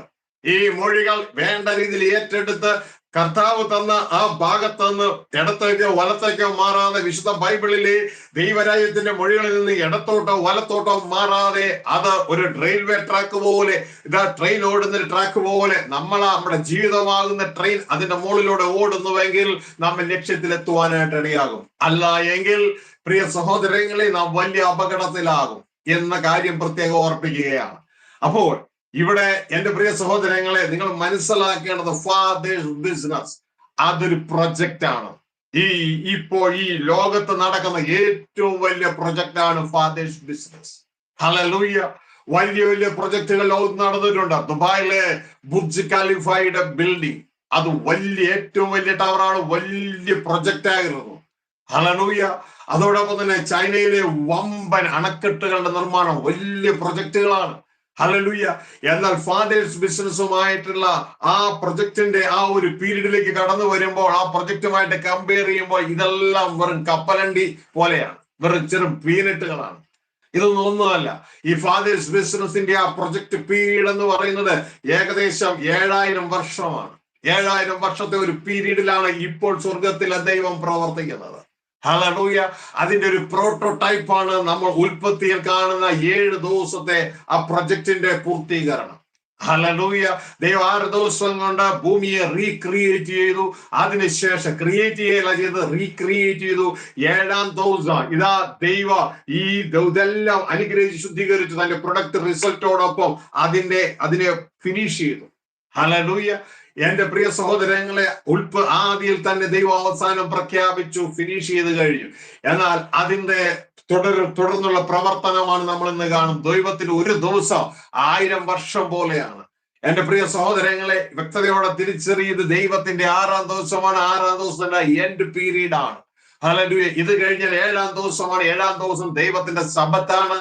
ആ 7-ാം ദിവസം ദൈവം ഒരുമിച്ച് ജീവിക്കുന്ന ഒരു അവസ്ഥയിലേക്ക് കയറാൻ പോവുകയാണ്. പ്രിയ സഹോദരങ്ങളെ, നമ്മുടെ സ്വസ്ഥതയാണ്, ആ സ്വസ്ഥതയിലേക്ക് കയറുകയാണ്. അതിൽ 1000 വർഷം യേശു കർത്താവോട് ഒരുമിച്ച് ജയം പ്രാപിക്കുന്ന വ്യക്തികൾ ഈ ഭൂമിയെ വാഴുവാനിടയാകും. അതവരുടെ റെസ്റ്റും കൂടെയാണ് എന്നുള്ള കാര്യം ഓർക്കുക. ആ പീരീഡ് കഴിഞ്ഞാൽ പിന്നെ സ്വർഗസ്ഥ പിതാവും കൂടെ ഇങ്ങോട്ടേക്ക് ഇറങ്ങി വരികയും പ്രിയ സഹോദരങ്ങളെ ദൈവത്തിന്റെ കൂടാരം മനുഷ്യരോടുകൂടെ എന്ന് പറയുന്ന ആ മനോഹര അവസ്ഥയിലേക്ക് കാര്യങ്ങൾ കയറി പോകാൻ ഇടയാകും. ഇപ്പോൾ നിങ്ങൾക്ക് പല സംശയങ്ങൾ നിങ്ങളുടെ ഉള്ളിൽ ഒതിച്ചിട്ടുണ്ടാകും. എന്നാൽ തുടർന്നുള്ള ക്ലാസ്സുകൾ ശ്രദ്ധിക്കുമ്പോൾ ഈ കാര്യങ്ങൾ നിങ്ങൾക്ക് മനസ്സിലാക്കുവാനായിട്ട് ഇടയാകും. ഇനി ഇതിൽ എന്തെങ്കിലും സംശയം ഉണ്ടെങ്കിൽ അതിന് തർക്കിക്കാൻ പോകേണ്ട ആവശ്യമില്ല. കാരണം യഥാർത്ഥ പ്രൊഡക്ഷൻ നമ്മളിൽ നടക്കുന്നുണ്ടോ ഇല്ലേ എന്നുള്ളതാണ് ഏറ്റവും പ്രാധാന്യമായി നമ്മൾ ചിന്തിക്കേണ്ടത്. അപ്പൊ എന്റെ പ്രിയ സഹോദരങ്ങളെ, ഇവിടെ നാം മനസ്സിലാക്കേണ്ട കാര്യം എന്ന് പറയുന്നത് ദൈവം ചെയ്യുന്ന ആ പ്രൊജക്റ്റ് നാം മനസ്സിലാക്കുക. എന്നിട്ട് അത് മനസ്സിലാക്കിയിട്ട് ആ പ്രൊജക്റ്റ് എവിടെയാണ് നടക്കുന്നത് എന്ന് തിരിച്ചറിയുക. പ്രിയ സഹോദരങ്ങളെ, ദൈവം നടത്തുന്ന പ്രൊജക്റ്റ് ദൈവത്തിന് എൻഡ് റിസൾട്ട് ആയിട്ട് വേണ്ടത് ദൈവം മക്കളെയാണ്. അതിന്റെ പ്രൊഡക്ഷൻ നടക്കുന്നത് സഭയിലാണ്. സഭയാണ് ഫാക്ടറി. അതിന്റെ റോ മെറ്റീരിയല് ദൈവം സെലക്ട് ചെയ്തത് ലോകത്ത് നിന്നാണ്. റോ മെറ്റീരിയൽ പർച്ചേസ് ചെയ്യാൻ അയച്ച പർച്ചേസ് ഓഫീസറുടെ പേരാണ് ദൈവപുത്രനായ ക്രിസ്തു. റോ മെറ്റീരിയൽ സെലക്ട് ചെയ്തത് യഹൂദന്മാരുടെ ഇടയിൽ നിന്നും യവനന്മാരുടെ ഇടയിൽ നിന്നുമാണ്.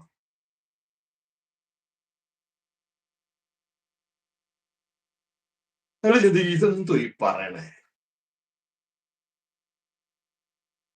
അതേ സഹോദരങ്ങളെ, ഫാദേഴ്സ് ബിസിനസ്സിൽ ദൈവത്തിന് വേണ്ട പ്രൊജക്ട് റിസൾട്ട് പ്രൊഡക്റ്റ് എന്ന് പറയുന്നത് എക്സ്പോർട്ട് ക്വാളിറ്റി, ലോകപ്രകാരം പറഞ്ഞാൽ എക്സ്പോർട്ട് ക്വാളിറ്റി ആയ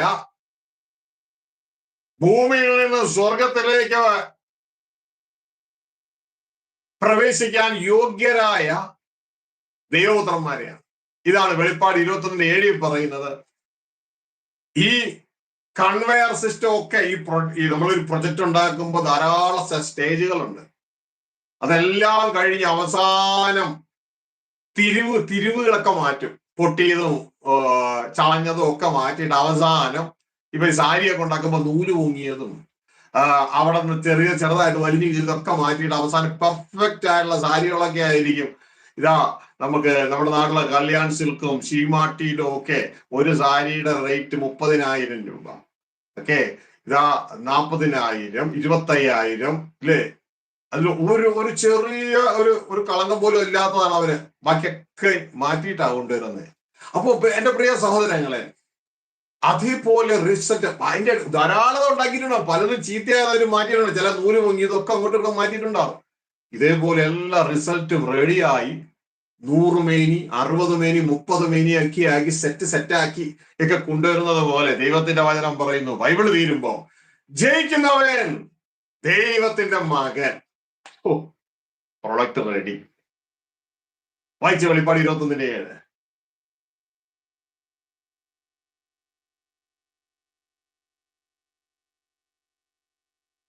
ബൈബിള് തീരാട്ടോ. വെളിപ്പാട് 21:7. അൺമ്യൂട്ട് ചെയ്താണ്. Lord, I love you, give you glory. Father, we thank you.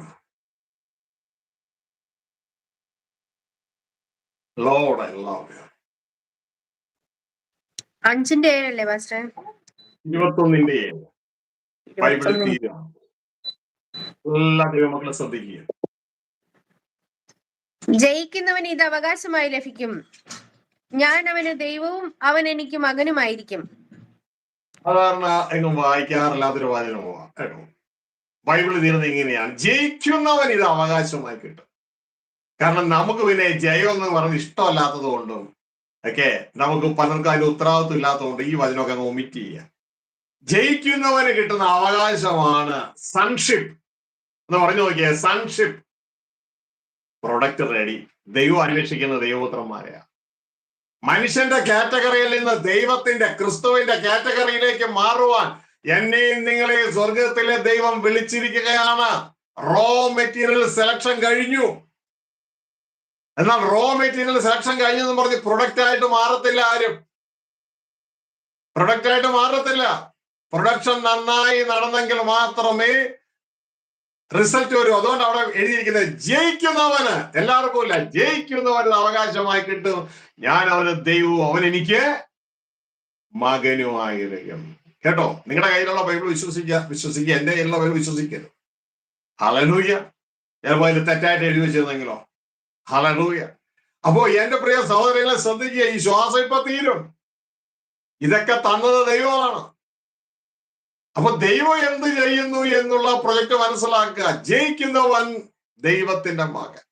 ഞാൻ ഒരിക്കലും സലാലെ ചെന്നപ്പോ, അതോടൊപ്പം തന്നെ ദുബായില് അൽക്കൂസില് പല ഫാക്ടറികളിലും, സലാല എന്ന് പറഞ്ഞാൽ ഒമാനിലെ സ്ഥലം, ദുബായില് പല ഫാക്ടറികളും വിസിറ്റ് ചെയ്തപ്പോ അവിടെ ഒരു സ്ഥലത്ത് ചെന്നപ്പോ ഈ മാംഗോ ജ്യൂസ് ഉണ്ടാക്കാം. മാംഗോ ജ്യൂസ്, ഈ മാംഗോ ജ്യൂസ് ഇങ്ങനെ ഉണ്ടാക്കുക, ഇങ്ങനെ കൺവെയറിൽ കൂടി ഇങ്ങനെ കുപ്പികൾ ആദ്യം പോകുന്നു, കുപ്പികളിൽ എന്നിട്ട് ഈ മാംഗോ ജ്യൂസ് വന്ന് നിറയുന്നു. അപ്പൊ വേറെ വലിയ ടാങ്കിൽ ജ്യൂസ് റെഡിയാ. അതിനുശേഷം ക്യാപ്പിംഗ് പരിപാടി എല്ലാം പൊക്കൊണ്ടിരിക്കുക. അപ്പൊ ഈ പോകുന്നതിന്റെ ഇടയ്ക്ക് ഏതെങ്കിലും തട്ടി താഴെ വീഴുകയോ ഏതെങ്കിലും പ്രോപ്പറായിട്ട് എന്നില്ലയോ അത് കച്ചവടത്തിന് കൊള്ളൂല, അത് മാറ്റം. അപ്പോ പ്രിയ സഹോദരനെ, പിന്നെ ഞാൻ സിഗരറ്റ് കമ്പനി പോയി, സിഗരറ്റ് ഉണ്ടാക്കുന്ന കമ്പനി ദുബായിലെ, ഈ പണിക്ക് വേണ്ടി പോകുന്നതിന്റെ ഭാഗത്തിൽ കാരണമാണ്, അങ്ങനെ സിഗരറ്റ് മേടിക്കാൻ പോയതല്ല. ശ്രദ്ധിച്ചേ. അപ്പോ ഈ സിഗരറ്റ് ഫാക്ടറിയിലേക്ക് പോകുമ്പോ ഇങ്ങനെ സിഗരറ്റ് ഉണ്ടാകുന്നു, ടൊബാക്കോ അത് വന്ന് നിറഞ്ഞു കഴിഞ്ഞിട്ട് അതിങ്ങനെ സെറ്റായിട്ട് വന്ന് അത് പാക്ക് ആക്കപ്പെടുന്നു. അപ്പൊ ഇതിന്റെ ഇടയിൽ ഇങ്ങനെ ഒടിഞ്ഞു പോകുന്നു, പ്രോപ്പർ ആകത്ത് ഇതൊന്നും എടുക്കത്തില്ല.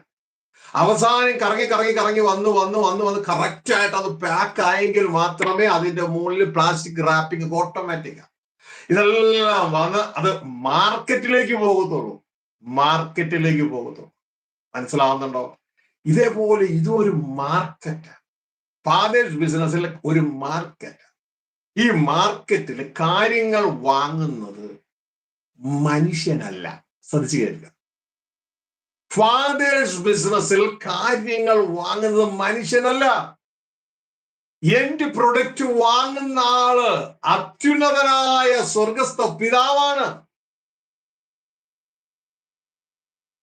ഈ ഒരു തിരിച്ചറിവ് വേണം. പിതാവ് പറയാൻ എനിക്ക് വേണ്ടെന്ന് പറഞ്ഞാൽ പുത്രൻ തുപ്പും.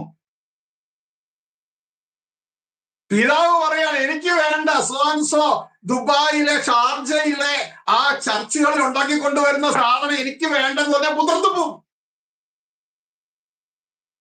തിരുവനന്തപുരത്ത് ഇന്ന ചർച്ചകൾ കൊണ്ടുവരുന്ന സാധനം എനിക്ക് വേണമെന്ന് ഞാൻ തുപ്പും. ചിലതൊക്കെ കീറിപ്പോവും, നല്ലൊരു പങ്കിലും തുപ്പും.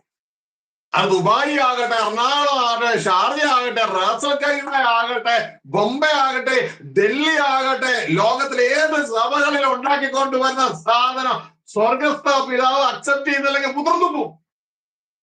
അതിന്റെ അർത്ഥം മാർക്കറ്റിൽ റിജക്ട് ചെയ്യപ്പെടും. പ്രൊഡക്ഷനിൽ റിജക്ട് ചെയ്തു. കാരണം മാർക്കറ്റിൽ പോവില്ല.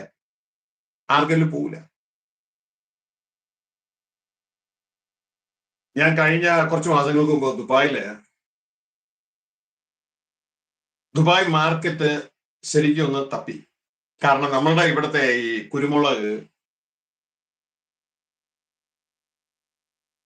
പിന്നെ മറ്റു കോഫി, ഇങ്ങനെയുള്ള സാധനങ്ങൾ, ഞാനൊരു കൃഷിക്കാരനാട്ടോ, അതുകൊണ്ടത് പറയുന്നത്. അപ്പൊ ഇങ്ങനെയുള്ള കാര്യങ്ങൾക്ക് മാർക്കറ്റ് ദുബായ് കിട്ടുമെന്ന് അറിയാൻ വേണ്ടി ഞാൻ ദുബായ് മാർക്കറ്റ് ശരിക്കും തപ്പിയപ്പോ യഥാർത്ഥത്തിൽ എനിക്ക് മനസ്സിലായത് ഇന്ത്യൻ പ്രൊഡക്റ്റ് അവിടെ മാർക്കറ്റില്ല. കാരണം ഇന്ത്യൻ പ്രൊഡക്റ്റിന് മാർക്കറ്റ് ഇല്ലാത്തതിന്റെ കാരണം എന്ന് പറയുന്നത് ഇന്ത്യൻ പ്രൊഡക്റ്റിന് വില കൂടുതലാണ്. എങ്ങനെ കമ്പയർ ചെയ്യുമ്പോൾ ബ്രസീലിന്റെ പ്രൊഡക്റ്റ് വരുന്നുണ്ട്, അതോടൊപ്പം തന്നെ പല ആഫ്രിക്കൻ രാജ്യത്തിന്റെ പ്രൊഡക്റ്റുകൾ വരുന്നുണ്ട്. അതൊക്കെ കമ്പാരിറ്റീവ്ലി ചീപ്പാണ്. പക്ഷെ അവിടെ മാർക്കറ്റിൽ ഇരിക്കുന്ന ബഹുഭൂരിപക്ഷം കച്ചവടത്തിന് ഇരിക്കുന്ന ആളുകൾ ഇന്ത്യക്കാരാണ്. ഇന്ത്യക്കാർക്ക് പോലും ഇന്ത്യ പ്രൊഡക്റ്റ് വേണ്ട. അവര് പറയുന്നത് കംബോഡിയയിൽ നിന്ന് വളരെ ചീപ്പായിട്ട് കിട്ടുന്നു, ബ്രസീലിൽ നിന്ന് വളരെ ചീപ്പായിട്ട് കിട്ടുന്നു. അപ്പോൾ എന്റെ പ്രിയ സഹോദരങ്ങളെ, ഇന്ത്യൻ പ്രൊഡക്റ്റിന് അവിടെ മാർക്കറ്റ് തീരെ കുറവാണ്. എന്റെ പ്രൊഡക്റ്റ് ഉള്ളതൊക്കെ ഉണ്ട്, എനിക്കൊക്കെ ചെയ്യാൻ താല്പര്യം ഉണ്ടായിരുന്നു. കാരണം ഞാൻ ബിസിനസ്സുകാരനായതുകൊണ്ട് പെട്ടെന്ന് ബിസിനസിന്റെ പ്രോഫിറ്റ് ഉള്ള ബിസിനസ് കണ്ടു കഴിഞ്ഞാൽ അതിലേക്ക് കയറാനുള്ള താല്പര്യം എനിക്കുണ്ട്. പക്ഷേ ഫാദേഴ്സ് ബിസിനസിന്റെ പ്രൊഡക്റ്റ് ആ പ്രോഫിറ്റുമായിട്ട് കമ്പയർ ചെയ്യുമ്പോൾ അതൊന്നുമല്ല. അതായത് ഈ ലോകത്തിലെ ബിസിനസിന്റെ പ്രോഫിറ്റ് ഒക്കെ ഇവിടെ സെമിത്തേരി കൊണ്ട് തീരും. ഫാദേഴ്സ് ബിസിനസിന്റെ സെമിത്തേരി കൊണ്ട് തീരത്തില്ല, നിത്യം നമുക്ക് ഉപയോഗിക്കാം. അതുകൊണ്ട് ഞാൻ കൂടുതൽ ഫോക്കസ് ചെയ്യുന്നത് യേശുക്രിസ്തു ചെയ്ത ആ പ്രൊജക്ട് ഫാദേഴ്സ് ബിസിനസ് ചെയ്യാനാണ്. കാരണം യേശുക്രിസ്തു പറഞ്ഞു, എന്റെ പിതാവ് എന്നെ അയച്ചതുപോലെ ഞാൻ നിങ്ങളെയും അയക്കുന്നു. അപ്പൊ ലോകപ്രിയത ഒരു ബിസിനസ്സുകാരനാണ്. ഇലക്ട്രോണിക്സ് ആണ് അതിന്റെ മെയിൻ ഐറ്റം. എന്നാൽ അപ്പൊ തന്നെ ഒരു കൃഷിക്കാരനാണ്. എന്നാൽ അതിലെല്ലാം ഉപരി ഫാദേഴ്സ് ബിസിനസ് ചെയ്യുന്ന ഒരാളാണ്. അപ്പൊ താൽക്കാലിക ബിസിനസ്സും ഉണ്ട്, നിത്യമായ ബിസിനസ്സും ഉണ്ട്. ബയോസിനെ സസ്റ്റെയിൻ ചെയ്യാനുള്ള ബിസിനസ്സും ഉണ്ട്, ജോയെ സപ്ലൈ എന്നുള്ള ബിസിനസ്സും ഉണ്ട്. മനസ്സിലാവുന്നവർക്കായി സ്തോത്രം. ഹല്ലേലൂയ. അതായത് ഈ ശാരീരിക ജീവൻ നിലനിർത്തുന്ന ബിസിനസ്സും ഉണ്ട്, എന്നാൽ ദൈവിക ജീവൻ സപ്ലൈ ചെയ്യുന്ന യേശു ക്രിസ്തുവിനെ പോലെയുള്ള ആ ബിസിനസ്സും ഉണ്ട്. അപ്പൊ എന്റെ പ്രിയ സഹോദരങ്ങൾ, ഇവിടെ മാർക്കറ്റ്, സ്വർഗീയ മാർക്കറ്റ് നമ്മൾ ഇവിടെ സഭകളിൽ ഒരുക്കുന്ന, യഥാർത്ഥത്തിൽ സഭകൾ എന്ന് പറയുന്ന പ്രൊഡക്ഷൻ സെന്ററാണ്. അതിൽ ഒരുക്കുന്നതിന് സ്വർഗസ്ഥ പിതാവാണ് അതിനെ സ്വീകരിക്കുന്നതാണ്. സ്വീകരിക്കുന്നില്ലെങ്കിൽ അതിന് മാർക്കറ്റ് ഇല്ല. മാർക്കറ്റ് ഇല്ലാത്തതിന് യേശു തുപ്പിക്കളാം. ആ സ്വർഗരാജ്യത്തിലേക്ക് പ്രവേശിപ്പിക്കത്തില്ല. മത്തായി 7:21, 22, 23 നമ്മൾ ഉണ്ടാക്കുന്ന മാർക്കറ്റ്, നമ്മൾ ഉണ്ടാക്കി കൊടുക്കുന്ന പ്രൊഡക്റ്റുമായിട്ട് കച്ചവടക്കാരവിടെ ചെല്ലുന്നതായിട്ട് കാണുന്നുണ്ട്. നമ്മൾ ഉണ്ടാക്കുന്ന പ്രൊഡക്റ്റുമായിട്ട് ക്രിസ്തു ആ പ്രൊഡക്റ്റ് ഒന്നും എടുക്കുന്നില്ല. മത്തായി 7:21, 22, 23 നമ്മൾ സഭകൾ, നമ്മൾ ലോകത്ത് പോയി റോ മെറ്റീരിയൽ കളക്ഷൻ നടത്തുന്നുണ്ട്, നമ്മൾ പ്രൊഡക്ഷൻ നടത്തുന്നുണ്ട്. ഇതൊന്നും അവിടെ എടുക്കുന്നില്ല. ശ്രദ്ധിച്ചാൽ അറിയാം. നമ്മളെന്താ ചെയ്യണം? ആളുകളോട് പറയുന്നത് യേശുവിനെ കർത്താവായിട്ട് സ്വീകരിക്കണോട്ടോ, എന്നിട്ട് സ്നാനപ്പെടണോട്ടോ, അതൊക്കെ പറയും. ഇതൊക്കെ നല്ല കാര്യമാണ്, ചെയ്യേണ്ടത് തന്നെയാണ്. പക്ഷെ യേശു ഇങ്ങനെയുള്ളവരെ അങ്ങോട്ട് സ്വീകരിക്കുന്നില്ല. യേശു പറയുന്നത് ഇതൊന്നും ചെയ്താൽ പോരാ, ഇതൊന്നും ചെയ്യുന്നതല്ല, എന്റെ പിതാവിന് ഇഷ്ടം ചെയ്താലേ സ്വർഗ്ഗരാജ്യത്തിൽ പ്രവേശിക്കുള്ളൂ. അപ്പം സ്വീകരിക്കത്തുള്ളൂ. അപ്പം സ്വീകരിച്ചില്ലെങ്കിൽ ഞാൻ നിന്നോട് തുപ്പും. അത് നമ്മൾ വളരെ ശ്രദ്ധയോടെ ആയിരിക്കണം. അപ്പൻ സ്വീകരിച്ചില്ലെങ്കിൽ ഞാൻ നിങ്ങൾ തുപ്പും. മത്തായി 7:21, 22, 23 വായിച്ച സിസ്റ്റർ. എന്നോട് കർത്താവേ കർത്താവേ എന്ന് പറയുന്നവൻ ഏവനുമല്ല, സ്വർഗസ്ഥനായ എന്റെ പിതാവിന്റെ ഇഷ്ടം ചെയ്യുന്നവനത്രേ സ്വർഗരാജ്യത്തിൽ കിടക്കുന്നത്.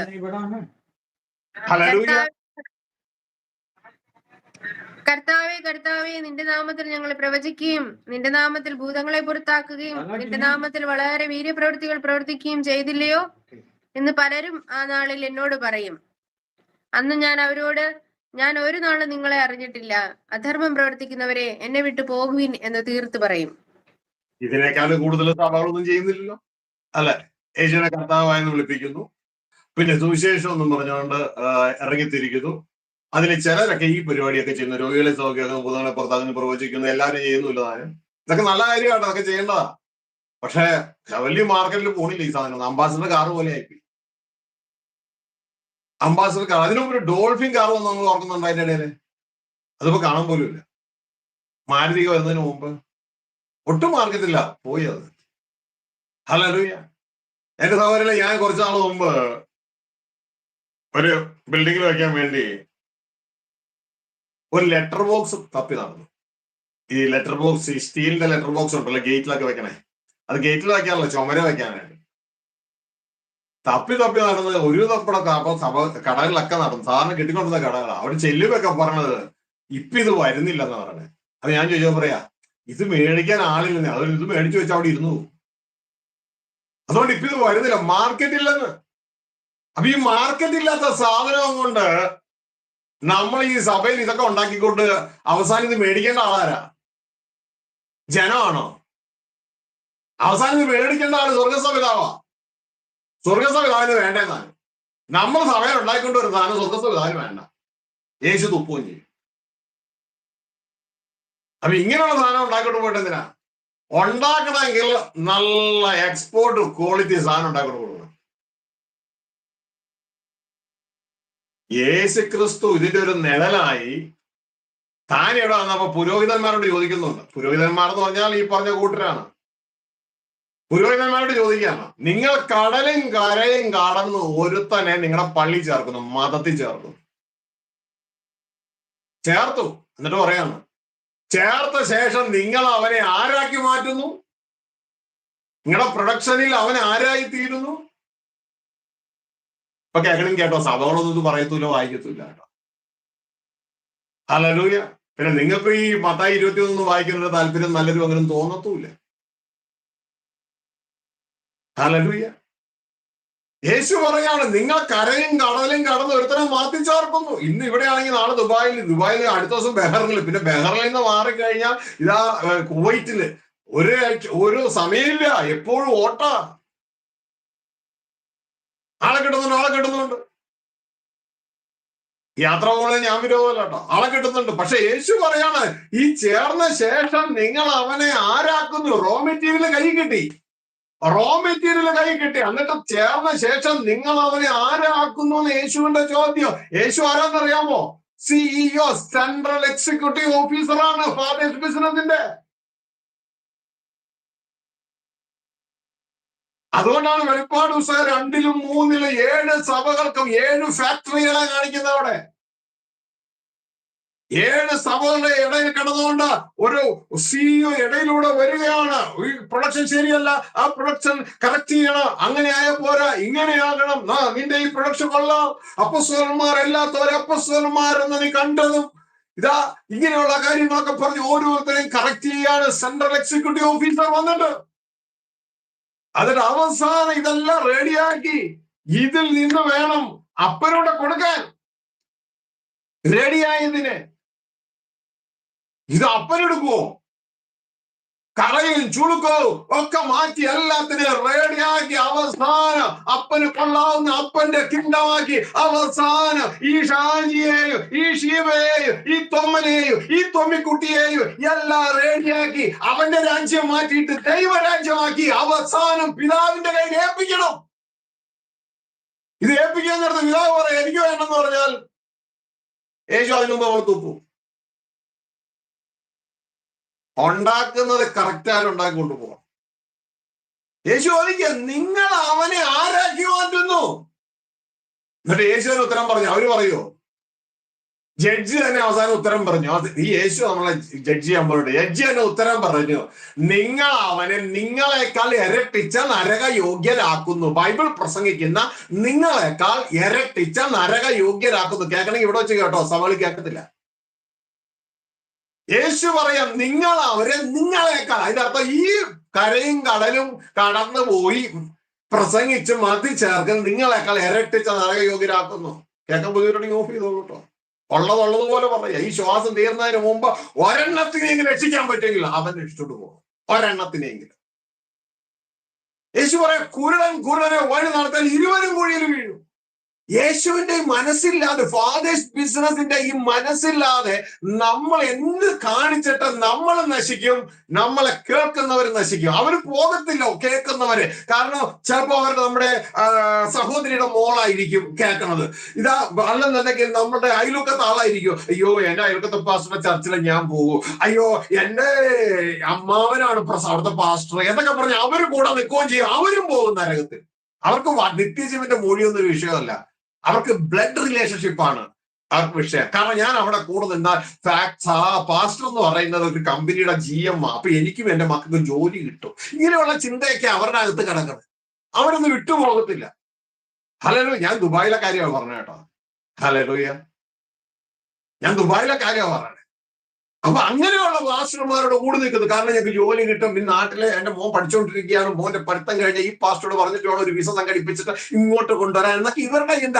അല്ലാണ്ട് ഇവർക്ക് സ്വർഗരാജ്യത്തിൽ പോകണമെന്ന് ഒന്നുമില്ലെന്നേ. ഈ പാവങ്ങൾക്ക് അങ്ങനെ ഒരു മനസ്സില്ല. എന്നാൽ ഇവർക്കും അങ്ങനെ ഒരു മനസ്സുണ്ടാക്കി കൊടുക്കണം. എന്റെ മോനെ, നീ ദുബായിൽ ജോലി ചെയ്യണം, നല്ല കാര്യമാണ്.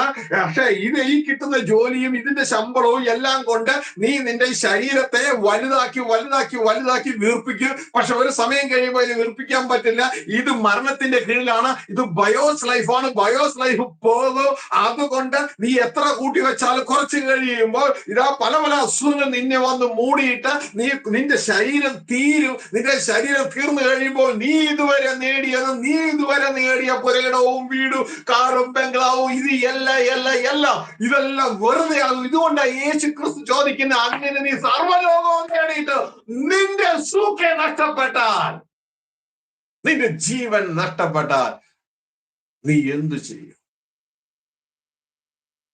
എന്റെ പ്രിയ കുഞ്ഞുങ്ങളെ, നിങ്ങളോട് സ്നേഹമുള്ള അപ്പനെ ഞാൻ കാണുന്നത്.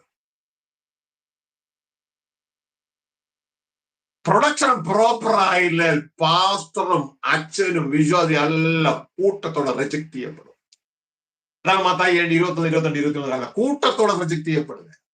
കൂട്ടത്തോടെ ഇത് മനസ്സിലാക്കി പ്രവർത്തിക്കുക. ഹല്ലേലൂയ. സത്യസന്ധമായി പ്രസംഗിക്കുന്ന പ്രവർത്തിക്കുന്ന ദേവദാസന്മാർക്കായി സ്തോത്രം. അങ്ങനെയുള്ളവർ വളരെ വിരളമാണ്. എന്നാൽ എല്ലാ ദേവദാസന്മാരെയും ഞാൻ എൻകറേജ് ചെയ്യുക, ഈ വിശുദ്ധ ബൈബിളിലെ വചനത്തിൽ നീ ഇടത്തോട്ട് മാറരുത്, വലത്തോട്ട് മാറരുത്. നമ്മൾ കണ്ണു തുറന്നപ്പോ കണ്ട ഈ സംഘടനകളുടെ ഇനോമിനേഷനുള്ള ഒന്നും സ്വർഗത്തിലില്ല. അവിടെ യേശുക്രിസ്തുവിന്റെ രക്തത്താൽ കഴുകപ്പെട്ട ദൈവമക്കളായി മാറിയ ആത്മാവിന്റെ ശുദ്ധീകരണം പ്രാപിച്ച് ജയം പ്രാപിക്കുന്ന ദൈവത്തിന്റെ മക്കളെ അവിടെ കാണത്തുള്ളൂ. ഹല്ലേലൂയ. അതുകൊണ്ട് ധൈര്യത്തോടെ സത്യസന്ധമായി ഈ വചനത്തിലോട്ട് കുറയ്ക്കാനോ കൂട്ടുവാനോ പാടില്ല. ആസ് ഇറ്റ് ഈസ് പറയുക. ലജ്ജിപ്പാൻ സംഗതിയില്ലാത്ത വേലക്കാരായി നമ്മൾ നിൽക്കണം. മത്തായി 7:22, 23 കണ്ട എല്ലാ വേലക്കാരും ലജ്ജിച്ച വേലക്കാരാണ്. യേശു ക്രിസ്തുവോട് പറഞ്ഞു, ഞാൻ ഒരു കാലം നിങ്ങളെ അറിഞ്ഞിട്ടില്ല, ഗെറ്റ് ഔട്ട്.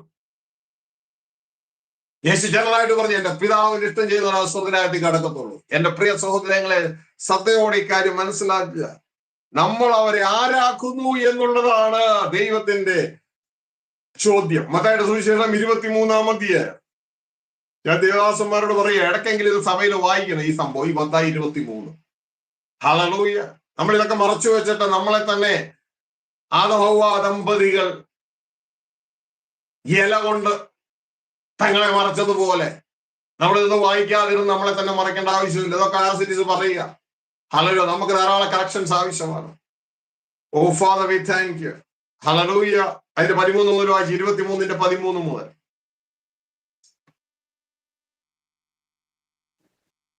കപടഭക്തിക്കാരായ ശാസ്ത്രിമാരും പരീശന്മാരുമായുള്ളവരെ, നിങ്ങൾക്ക് ഹാ കഷ്ടം.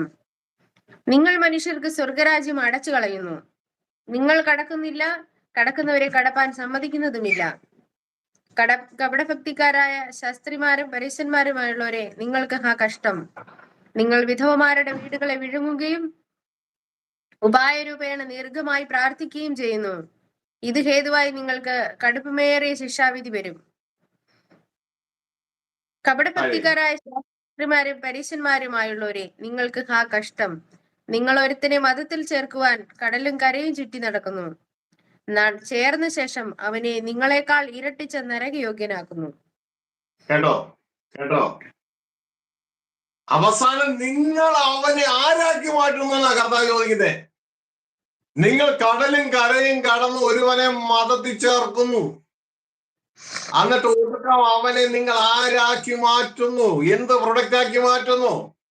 നിങ്ങളെക്കാൾ ഇരട്ടിച്ച നരകയോഗ്യൻ. ഇതിന്റെ കാരണം എന്താണ്? നമുക്ക് യേശു ക്രിസ്തുവിന്റെ മനസ്സില്ല. അങ്ങനെയുള്ളവർക്ക് യേശുവിന്റെ മനസ്സില്ല. സിഇഒയുടെ മനസ്സ് വേണം ഓരോ പ്രൊഡക്ഷൻ മാനേജ്മെന്റ് സെന്ററുകൾക്കും. യേശു ക്രിസ്തുവിന്റെ മനസ്സെന്താ? വ്യക്തമായി യേശുവിനോട് ചോദിച്ചാലേ, ഞാൻ എന്റെ ഇഷ്ടം ചെയ്യാനല്ല വന്നത്, എന്നെ അയച്ച എന്റെ പിതാവിന്റെ ഇഷ്ടം ചെയ്യാനാണ് ഞാൻ വന്നേക്കണേ. ഹല്ലേലൂയ. പിതാവിന്റെ ഇഷ്ടം. നിങ്ങൾക്ക് ശ്രദ്ധിക്കുക. യേശു എവിടെ തൊട്ടാലും എവിടെ എന്ത് സംസാരിച്ചാലും പിതാവിന്റെ ഇഷ്ടം പറയുള്ളൂ. എന്റെ പിതാവിന്റെ ഇഷ്ടം ചെയ്ത് എന്റെ പിതാവിന്റെ പ്രവൃത്തികൾ തികയ്ക്കുന്നതാണ്, അവന്റെ ഇഷ്ടം പൂർത്തീകരിക്കുന്നതാണ് എന്റെ ആഹാരം. യേശുവിന്റെ വാക്കുകളാണിത്. ന്യായവിധി ദിവസം നമ്മളോടും പറയുന്ന രംഗം അവിടെ കാണാം. എന്നെ കർത്താവേ കർത്താവ് എന്ന് പറയുന്ന ഏവനുമല്ല, എന്റെ പിതാവിന് ഇഷ്ടം ചെയ്യുന്നവരാണ് ദൈവരാജ്യത്തിൽ അല്ലെങ്കിൽ സ്വർഗ്ഗരാജ്യത്തിൽ കിടക്കുന്നത്. ഇവിടെയും ചോദിക്കുകയാണ്, ഇതാ കപടഭക്തിക്കാരായ ശാസ്ത്രിമാരും പരീക്ഷന്മാരായുള്ളവരെ, അതായത് ദൈവദാസന്മാരെ, നിങ്ങൾക്ക് ഹാ കഷ്ടം. ദൈവദാസന്മാർക്ക് ഹാ കഷ്ടം. നല്ല ദൈവദാസന്മാർക്കല്ല കേട്ടോ. മത്തായി, യോഹൻ, ജെയിംസ്, യാക്കോബ് 3:1 പറഞ്ഞത്, നിങ്ങൾ അനേകർ ഉപദേഷ്ടാക്കന്മാർ ആകരുത്, ആകരുത്, ആകരുത്. കാരണം അധിക ശിക്ഷാവിധി വേറുന്നു. ക്രിസ്തുവിന്റെ മനസ്സുണ്ടോ? ക്രിസ്തു നിങ്ങളെ സെലക്ട് ചെയ്യും. ഹല്ലേലൂയ. എന്നിട്ട് ഹാ കഷ്ടം. എന്താണ് അവർക്ക് കഷ്ടം? നിങ്ങൾ മനുഷ്യർക്ക് സ്വർഗരാജ്യം അടച്ചു കളയുന്നു. ഇതാണ് പ്രശ്നം. കാരണം ഇവരെ അവസാനം എത്തിക്കേണ്ട അവിടെ, ഇവരുടെ മാർക്കറ്റ് എവിടെയാണെന്നേ? സ്വർഗരത്തിലാ ദൈവമായി ഇവരെ എടുക്കുന്നത്. ദൈവം എടുക്കുന്നില്ലെങ്കിലോ സ്വർഗരാജ്യം കേറത്തില്ല. സ്വർഗരാജ്യം അടച്ചു കളയുന്നു.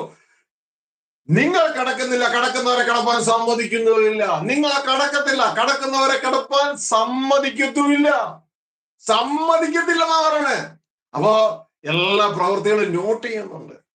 എല്ലാ പ്രവൃത്തികളും കർത്താവിന്റെ ആ ഓർമ്മയുടെ പുസ്തകത്തിലുണ്ട്. നോട്ട് ചെയ്യുന്നുണ്ട്. നിങ്ങൾ കടക്കാൻ സമ്മതിക്കത്തില്ല. ഹല്ലേലൂയ. കാരണം വേറൊരു ഭാഗത്ത് പറയാണ്, നിങ്ങൾ അവരെ മർച്ചൻഡൈസ് ചെയ്യുന്നു എന്ന് പറയുന്നത്. മർച്ചൻഡൈസ്, അവരെ വാണിഭമാക്കുന്നു.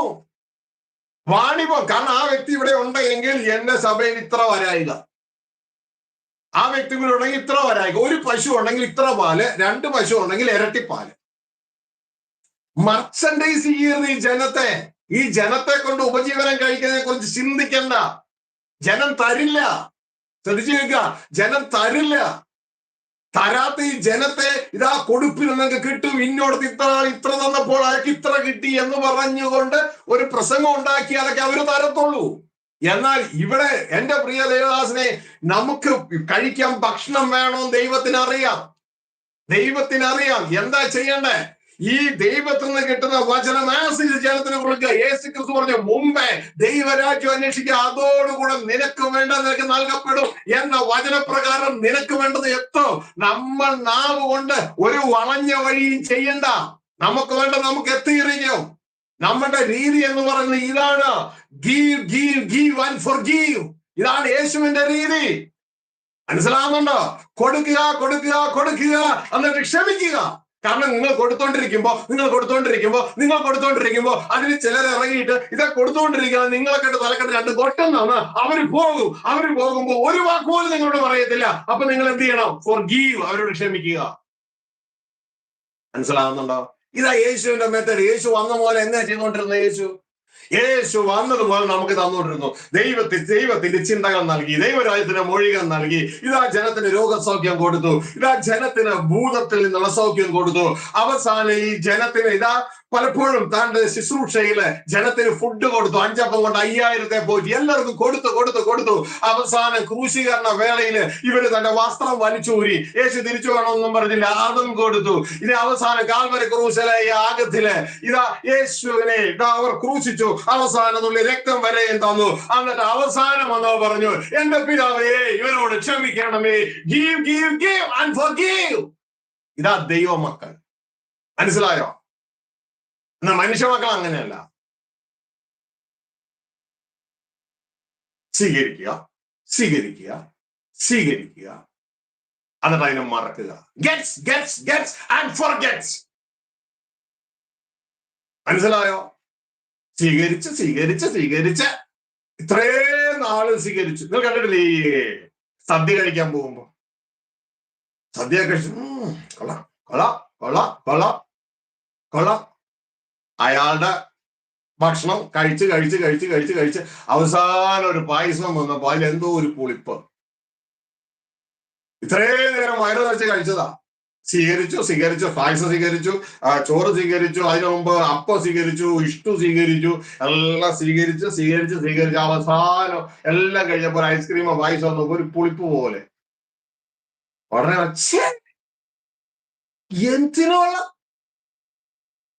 ഇതെന്തിനുള്ള ആവഞ്ഞില്ലേ സാകാലത്ത്? ഇത്രയും നേരം കഴിച്ചത് മറന്നു. ഫോർഗെറ്റ്. മനസ്സിലായോ? സാകാലതും കളഞ്ഞ് തിരിച്ചു പോകുന്നപ്പോ ഒരാളോട് ചോദിച്ചു, എങ്ങനെ ഉണ്ടായിരുന്നല്ലോ സാധ്യ? എന്റെ പൊന്നേ, ഒന്നും പറയണ്ട. ആ പായസം കഴിച്ചതോട് കൂടെ ഇങ്ങനെ കല്യാണം നടത്തരുത് കേട്ടോ. കല്യാണോ പാർട്ടി എന്തുവാണെങ്കിലും ആയിക്കോട്ടെ. Gets and forgets. ഹല്ലേലൂയ. ഇത് മനുഷ്യ മക്കൾ, ദൈവമക്കൾ അങ്ങനെയല്ല. യേശുവിന്റെ സ്വഭാവം ഗീവ് ആൻഡ് ഫോർഗീവ്. ഹല്ലേലൂയ. എന്റെ പ്രിയ സഹോദരങ്ങളെ, ഇത് നമ്മൾ തിരിച്ചറിയാം. യേശുക്രിസ്തുവിന്റെ ജീവിതത്തിലൂടെ അറിയാം. നമ്മുടെ ജീവിതത്തിൽ ഇതുകൊണ്ട് ദൈവത്തെ കർത്താവ് യേശു ഇങ്ങനെ പഠിപ്പിച്ചേ, വാങ്ങുന്നതിനേക്കാൾ കൊടുക്കുന്നത് നല്ല. ദൈവമക്കളുടെ നേച്ചർ അതാ. ഹല്ലേലൂയ. ദൈവമക്കളുടെ നേച്ചർ അതാ. വാങ്ങുന്നതിനേക്കാൾ കൊടുക്കുക. ഗീവ്. അർഹതയുള്ളവന് അത് ചെയ്യുക. ഹല്ലേലൂയ. എന്നിട്ട് അവര് നമ്മളെ കുറ്റം പറയും, കുത്തും, പാരവയ്ക്കും. അപ്പൊ എന്ത് ചെയ്യണം? അയ്യോ, ഞാൻ അത്രയും കൊടുത്തു, ഇത്രയും നാൾ വചനം കൊടുത്തതല്ലേ, എന്നിട്ട് അയാൾ എന്നെ കുത്തിയിട്ട് പോയല്ലോ, അതെന്തൊക്കെ ചെയ്തതാ, എന്തൊക്കെ ഉപകാരം. അവര് കുത്തുമ്പോ forgive, ക്ഷമിക്കുക. ആരെ പോലെ? യേശുവിനെ പോലെ. യേശു എന്തൊക്കെ കൊടുത്തു? അവസാനം യേശുവിന് കുത്തു മാത്രമല്ലേ കിട്ടിയുള്ളൂ. യേശു എന്നാ പറഞ്ഞേ? പിതാവേ, ഇവർ ചെയ്തത് എന്തെന്ന് ഇവർ അറിയുന്നില്ല, ഇവരോട് ക്ഷമിക്കണമേ. ഇതാ ദൈവമക്കള്. ഹല്ലേലൂയ. അതിനെ കംപ്ലൈന്റ് പറഞ്ഞ് നടക്കത്തില്ല. എന്റെ പ്രിയ സഹോദരങ്ങളെ, നിങ്ങൾക്കെതിരെ ആരെന്ത് ചെയ്താൽ അത് നിങ്ങൾക്ക് തേജസ്സായി മാറും. പക്ഷെ നിങ്ങളെ ആരായിരിക്കണം? നിങ്ങൾ ദൈവത്തിന്റെ ചിന്തകൾ ഭൂമിയിലേക്ക് അറിയിക്കുന്ന ദൈവത്തിന്റെ കണ്ണാടിയായിരിക്കണം, ദൈവത്തിന്റെ ഡിസ്പ്ലേ ആയിരിക്കണം. കണ്ണാടിയിൽ എന്നതുപോലെ ദൈവത്തിന്റെ തേജസ്സിനെ നിങ്ങളിലൂടെ പ്രദർശിപ്പിക്കുന്നതായിരിക്കണം നിങ്ങൾ. ഹല്ലേലൂയ. ആളുകൾ പലതും പറയും. യേശുവിനെ കുറിച്ച് പറഞ്ഞില്ലേ? ചതിയൻ, കള്ളുകൂടിയന്മാരുടെ സ്നേഹിതൻ, അല്ലേ? ചുങ്കക്കാരുടെ സ്നേഹിതൻ. പലതും പറയും. ആളുകളെ വായടയ്ക്കാൻ പറ്റത്തില്ല. നമ്മൾ വീണ്ടും ദൈവത്തെ ഡിസ്പ്ലേ ചെയ്തുകൊണ്ടേയിരിക്കുക. ഹല്ലേലൂയ. നമ്മുടെ എല്ലാവരുടെ ജീവിതത്തിൽ പല കുറവുകളുണ്ട്, കുറ്റങ്ങളുണ്ട്. യേശു അനുഗമിക്കുമ്പോൾ അത് മാറിക്കൊണ്ടേയിരിക്കും. എന്റെ സബ്ജക്റ്റിലേക്ക് ഞാൻ കടന്നു വരട്ടെ. എന്റെ പ്രിയ സഹോദരങ്ങളെ, ഇവിടെ യേശുക്രിസ്തു പറയുക, സ്വർഗരാജ്യം അവർക്ക് നിങ്ങൾ അടച്ചു കളയുന്നു. അതായത് ഇവർക്ക് മാർക്കറ്റില്ല. പിന്നെ അത്രയും നാളെ എവിടെ നിർത്തി? ഈ സഭയുടെ ഉള്ളിൽ, ഈ പള്ളിയുടെ ഉള്ളിൽ നിർത്തി. അവസാനം ഇവരൊക്കെ എങ്ങോട്ടേക്ക് പ്രവേശനമില്ല, സ്വർഗരാജ്യ പ്രവേശനമില്ല, മാർക്കറ്റ് പോയി. ഞങ്ങൾ ഭൂമിയിൽ, നമ്മള് മാർക്കറ്റ്, ഈ ഭൂമിയിലെ ബിസിനസ് ചെയ്യുന്ന ഒരാളാണ്. ഭൂമിയിൽ ബിസിനസ് ചെയ്യുന്ന ആളുകളായിരിക്കും നിങ്ങൾ പലരും. നിങ്ങൾ ഉണ്ടാക്കുന്ന സാധനങ്ങൾ നിങ്ങൾ എവിടെയാ വിൽക്കുന്നത്? എവിടെയാ അതിന്റെ മാർക്കറ്റ്? ഒന്ന് ചിന്തിച്ചു നോക്കിയാൽ. നിങ്ങൾ ഉണ്ടാക്കുന്ന സാധനത്തിന്റെ മാർക്കറ്റ് ഭൂമിയിൽ തന്നെ, അല്ലെ? അത് മേടിക്കുന്നത് മനുഷ്യരാണ്. മനുഷ്യരത് മേടിക്കുന്നില്ല എങ്കിൽ നിങ്ങൾ എന്ത് ചെയ്യുക? അതിന് വിലയില്ല എങ്കിൽ അത് പ്രൊഡക്ഷൻ നടത്തത്തില്ല. ഇതാ ഒരു സമയത്ത് ഈ കൊക്കോ മരങ്ങളൊക്കെ വെട്ടിക്കളഞ്ഞു. എന്നിട്ട് അവിടെ ആളുകൾ റബ്ബർ വെച്ചു. എന്താ കാര്യം?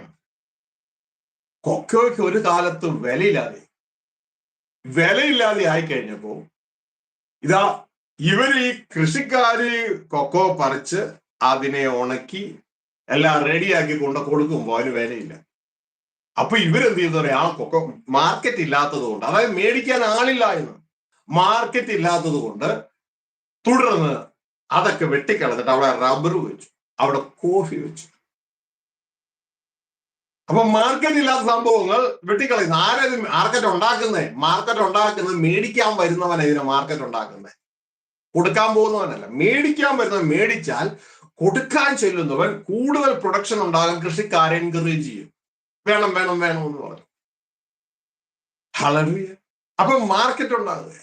അപ്പൊ ആളുകൾക്ക് വീണ്ടും, കൃഷിക്കാർക്ക് വീണ്ടും താല്പര്യം അതനുസരിച്ച് ഉണ്ടാക്കും. അപ്പൊ മേടിക്കാൻ വരുന്നവൻ പറയണം, ഈ ഇത് കൊള്ളത്തില്ല, ഇത് എന്തിനു കൊള്ളാം എന്ന് പറഞ്ഞു കഴിഞ്ഞാൽ, ഞങ്ങൾ അവിടെ കേട്ടിട്ടുള്ള ഒരു കാര്യം എന്ന് പറയുന്നത്, കുരുമുളകിന് കിലോ 700 രൂപ സാധാരണ മാർക്കറ്റ് റേറ്റ്. അപ്പോ 2 സഹോദരിമാര് അവിടെ തോട്ടത്തിൽ പ്രത്യക്ഷമായിട്ട് 2 സഹോദരിമാര് പറഞ്ഞു, അവര് കച്ചവടക്കാരാ, നിങ്ങളുടെ കുരുമുളക് വേറെ എങ്ങും കൊടുക്കണ്ട. കാരണം ഞങ്ങൾ ഉണ്ടാക്കുന്ന കുരുമുളക് വിഷമൊന്നും അടിക്കത്തില്ല. കുരുമുളക് വേറെ എങ്ങും കൊടുക്കണ്ട. നിങ്ങളുടെ കുരുമുളക്, ആ ദേശത്തുള്ള കുരുമുളക് മൊത്തം ഞങ്ങൾ എടുത്തോളാം. നിങ്ങൾക്ക് കൊണ്ട് മാർക്കറ്റിൽ കൂടെ കൊടുക്കുമ്പോൾ 700 കിട്ടുന്നത് ഞങ്ങൾ നിങ്ങൾക്ക് 50 രൂപ വെച്ച് കൂടുതൽ തരും. ഇവിടെ വന്ന് എടുത്തോണ്ട് പോകും 50 രൂപ വെച്ച്, അല്ലെങ്കിൽ നിങ്ങൾ കൊണ്ടുതരാം. അങ്ങനെ 750 രൂപ. അപ്പോ ഞങ്ങൾ അവിടെയുള്ള കൃഷിക്കാരൊക്കെ എന്ത് ചെയ്ത് അറിയാമോ? സാധാരണ മാർക്കറ്റിൽ കൊണ്ടുപോകാതെ ഇവർക്ക് കൊടുക്കാൻ തുടങ്ങി 50 രൂപ. അപ്പൊ മാർക്കറ്റ് ഉണ്ട്, ആളുകൾ മേടിക്കാനുണ്ട്. കാരണം അവര് പിന്നെ അത് മറിച്ച് യൂറോപ്യൻ മാർക്കറ്റിൽ അങ്ങോട്ടേക്ക് മറിക്കുകയാണ്. അപ്പോ എന്റെ പ്രിയ സഹോദരങ്ങളെ, ഇതേപോലെ മാർക്കറ്റ്, ഭൂമിയിൽ മാർക്കറ്റ് ഉള്ളതിനാണ് പ്രൊഡക്ഷൻ. അപ്പൊ അവരുടെ റിക്വയർമെന്റ് ഉണ്ട്. അവര് പറയുന്നത് ഞങ്ങൾക്ക് ഇത്ര സൈസ് വേണം കുരുമുളകിന്. കൊച്ചു കുരുമുളക് പറ്റത്തില്ല, ഏകദേശം 5 mm സൈസ് ഉള്ള കുരുമുളക് വേണം. ഹല്ലേലൂയ.